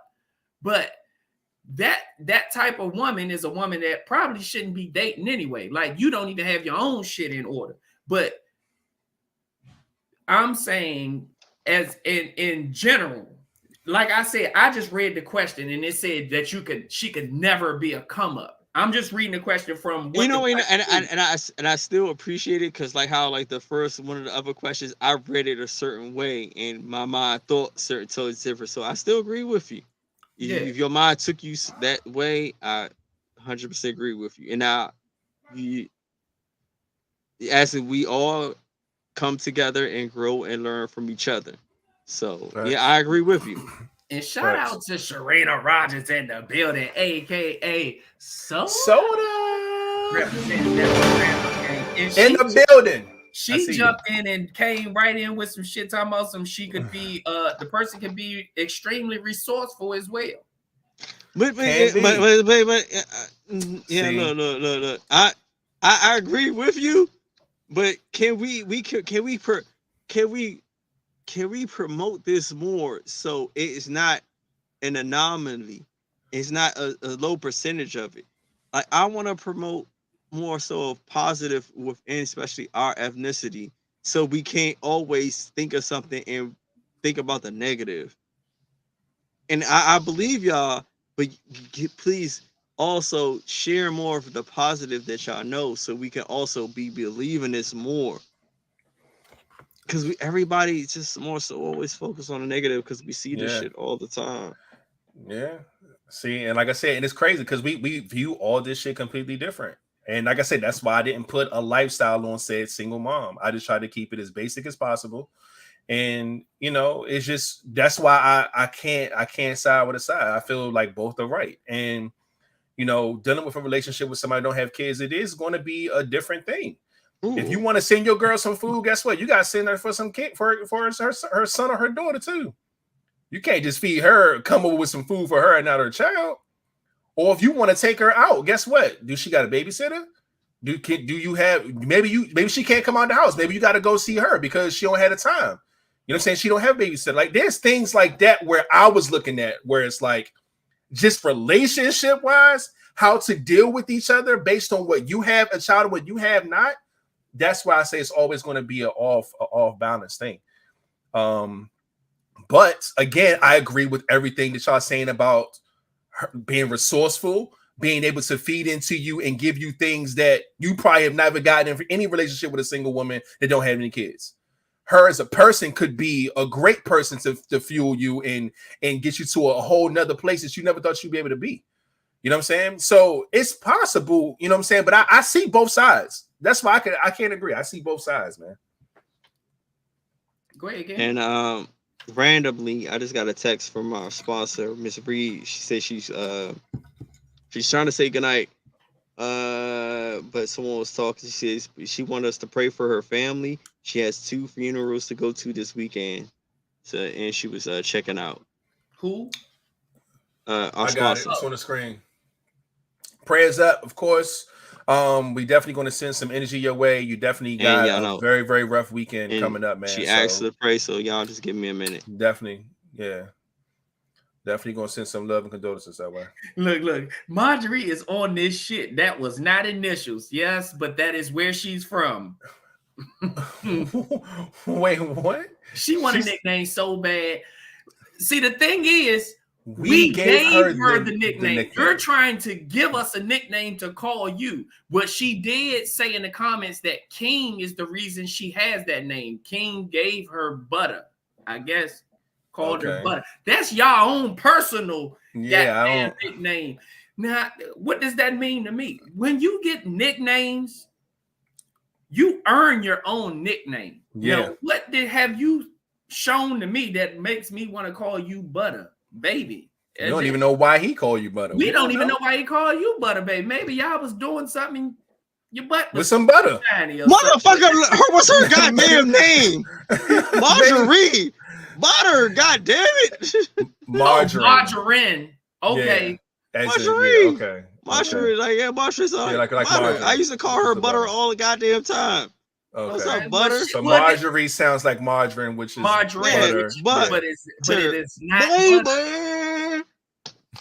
Margarine is I used to call her way butter. less salt and sodium.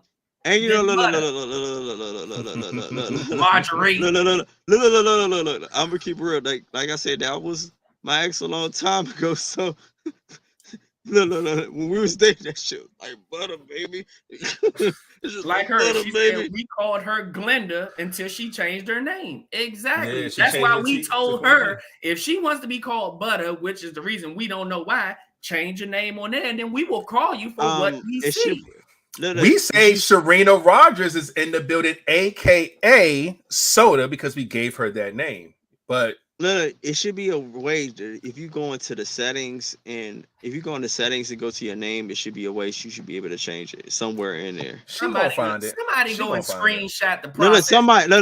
Anybody who's changed their name, please come on here and help her change her name. Screenshot the process is crazy. Yeah, you go to one screen, you click a button, and screenshot.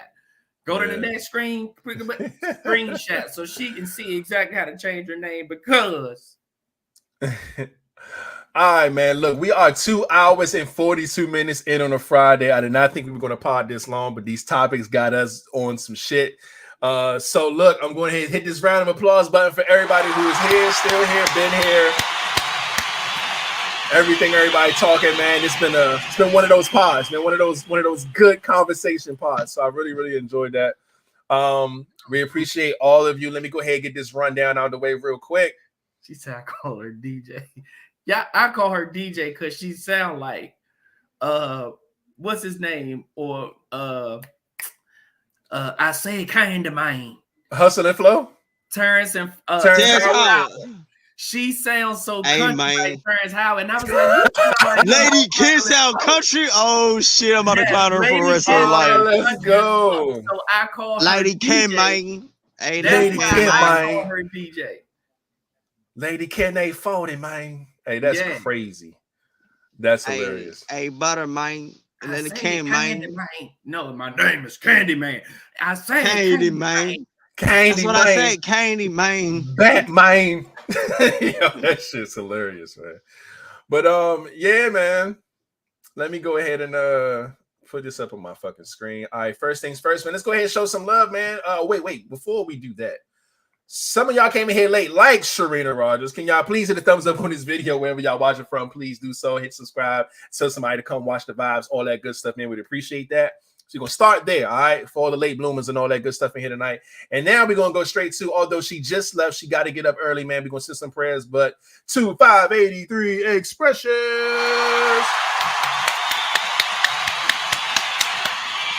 Make sure you go to 583expressions.com, and if you cop some merch, go ahead and send it our way. We put you on Merch Monday, man. We love and appreciate them for sponsoring the pod. Boom. Next up, man, y'all already know what it is when it comes to our streaming platforms. We are there, man. Apple Podcasts, Google Podcasts, Spotify Podcasts, and most of them other joints too. Wherever you want to listen to the pod at, man, we should be there. Just look us up, man. LiveVibez Podcast. Look for those lightning bolts, man. One of them, three of them, however. You'll see us, man, and that's us. And I have not checked if we got any more countries or anything, but we are still, I think, 26 countries in. So that's really beautiful. Shout out to everybody who listens all over the globe. We appreciate you. Words cannot explain how dope that is, man. Boom. Next up, man, the LVP Fitness Challenge. Use the hashtag LVP Fitness Challenge if you're going to post anything about your fitness and, just health anything dealing with health and getting yourself together. You could be going on a walk. You could be drinking water like Flat and myself. You could be prepping meals like I did last week. You could be in the gym like I was yesterday, 2 days ago. I was in the gym. But yeah, just take care of yourself. And if you post about it, man, just use the hashtag LVP Fitness Challenge, man, so we can go ahead and continue to spread that love and energy and make sure everybody take care of themselves, man. It's the new year, 2023. We are here, man. No time to waste. Get to it right now. You hear me? All right. Yo, I keep saying this. Ain't nobody answer. I need at least 1 or 2 accountability partners to work with me. It's one of the hardest things to get, man. I've been doing shit on my own, but I would really like to work with someone who we're both going to bounce accountability on each other. You work out, you work out, what you do. Like I like to I'm more so good at competing. And I silently compete with people, but I like to compete, like verbally compete with somebody to actually motivate myself. And I have not found anybody yet. Y'all motherfuckers don't be doing shit. First off, I just said I was at the gym 2 days ago. Just because I don't post about it don't mean I don't do shit. I do shit all the time.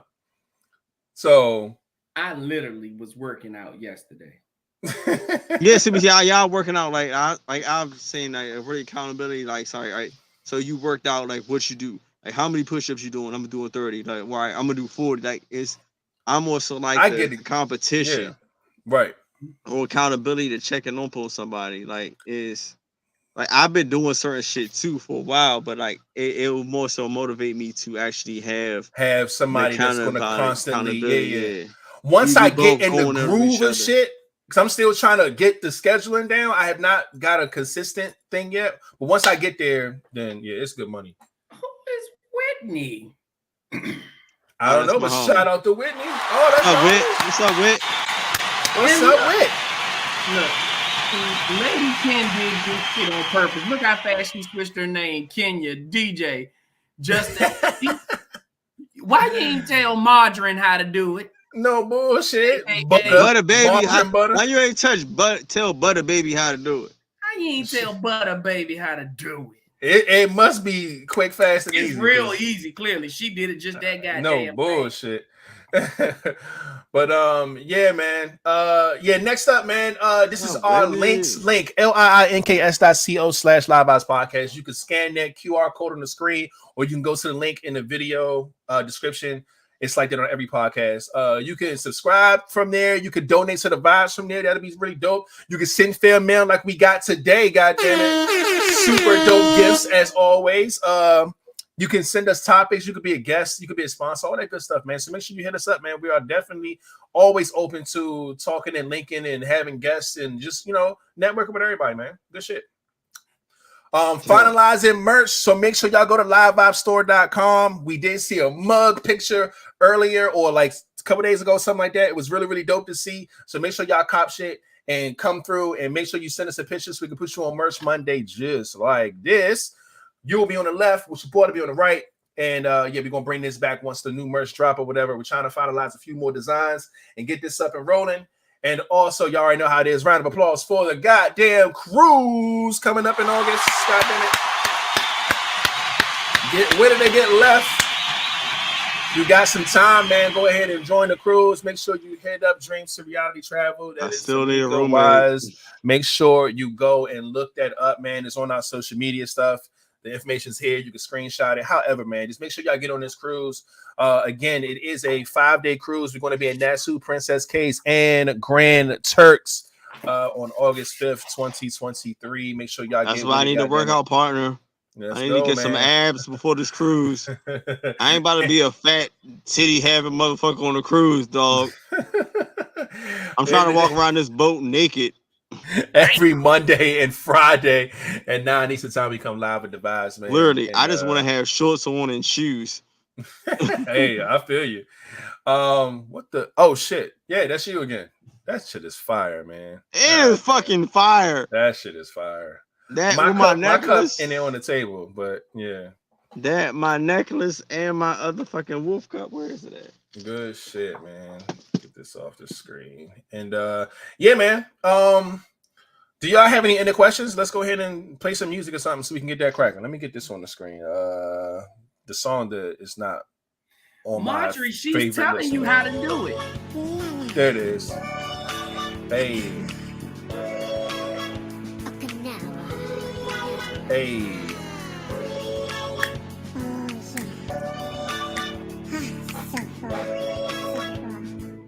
Oh, what the fuck is Samaya talking about?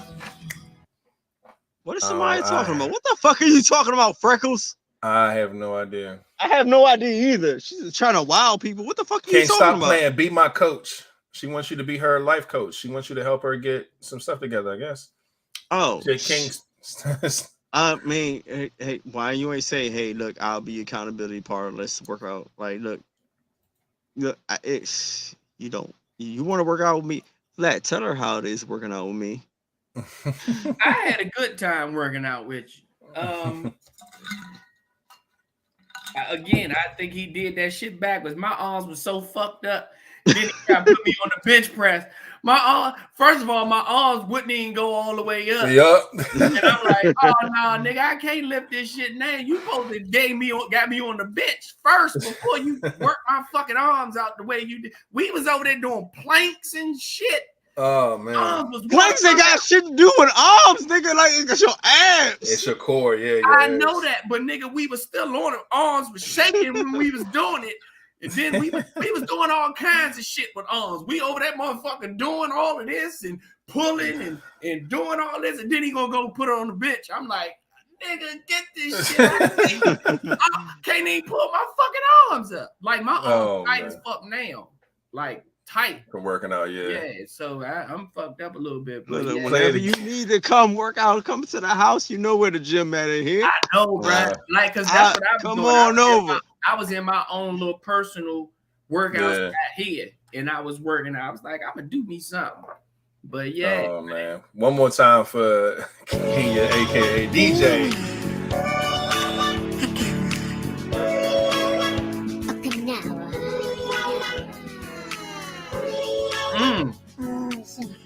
Samaya says, "Send me the Addy, King." Oh, that's fine, cause she ain't gonna like the workout, but she ain't gonna like it. All right, do y'all have any questions so we can get up out of here, man? They don't. Let's get. I don't see none. Yo, why you ain't got no any questions, Joe? For real, like I need 3 hours, man. The whole marriage joint. Y'all see me up here talking like for an hour. Like, oh, this is a long, skinny episode. I usually don't never fucking talk, but now I need good questions so I can talk. So if y'all want King to talk, come up with some love questions so the love doctor can come back out. Yeah. You got it right, man. And shit, other than that, man, we up out of here. Guys, like you are beat and shit. I am done. Do y'all have anything before we get up out of here? Done. Nope, we good money. All right, well shit. Without further ado, man. Oh shit, y'all have a great weekend. We'll see y'all on Monday. And Flatliner, you can take us out. Y'all already know what it is. Y'all be cool. Y'all be safe. Don't put your hands where you won't put your face. And remember, put the guns down and pick the gloves up. And we out. Hey. Hey, man, welcome to the LiveVibez, man. We are here with the new game. The new scenery. You got to see it on Sunday.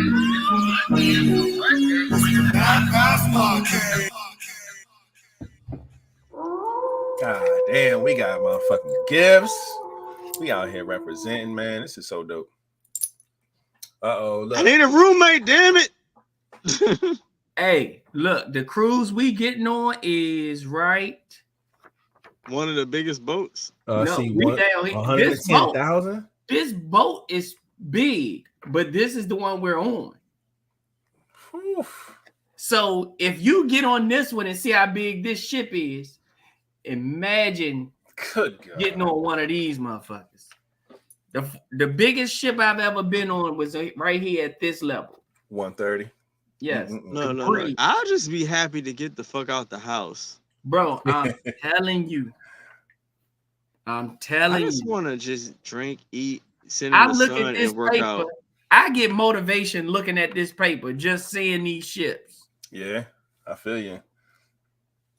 Look, she changed it. Marjorie, it's butter, baby. Hey, let's go. Yay, Marjorie. There we go. I can't believe it's not butter, baby. Let's go. Love to see it, man. All right, hold up. Y'all heard King say he need a roommate on his cruise too, so It's the LiveVibez Podcast.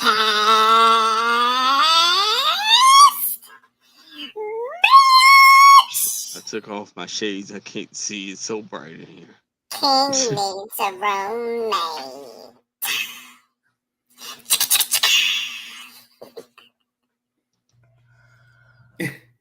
Oh, bo. oh yeah. Yeah. Oh, man. All right, y'all. We up out of here, man. See y'all motherfuckers on Monday. Y'all have a good weekend.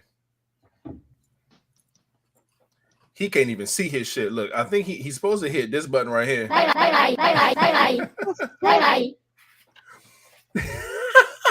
Hold on. I was trying to do something, but I actually hit the wrong button. Adios, everybody. I got to talk today. Yay! There we go. We are out of here. Yes.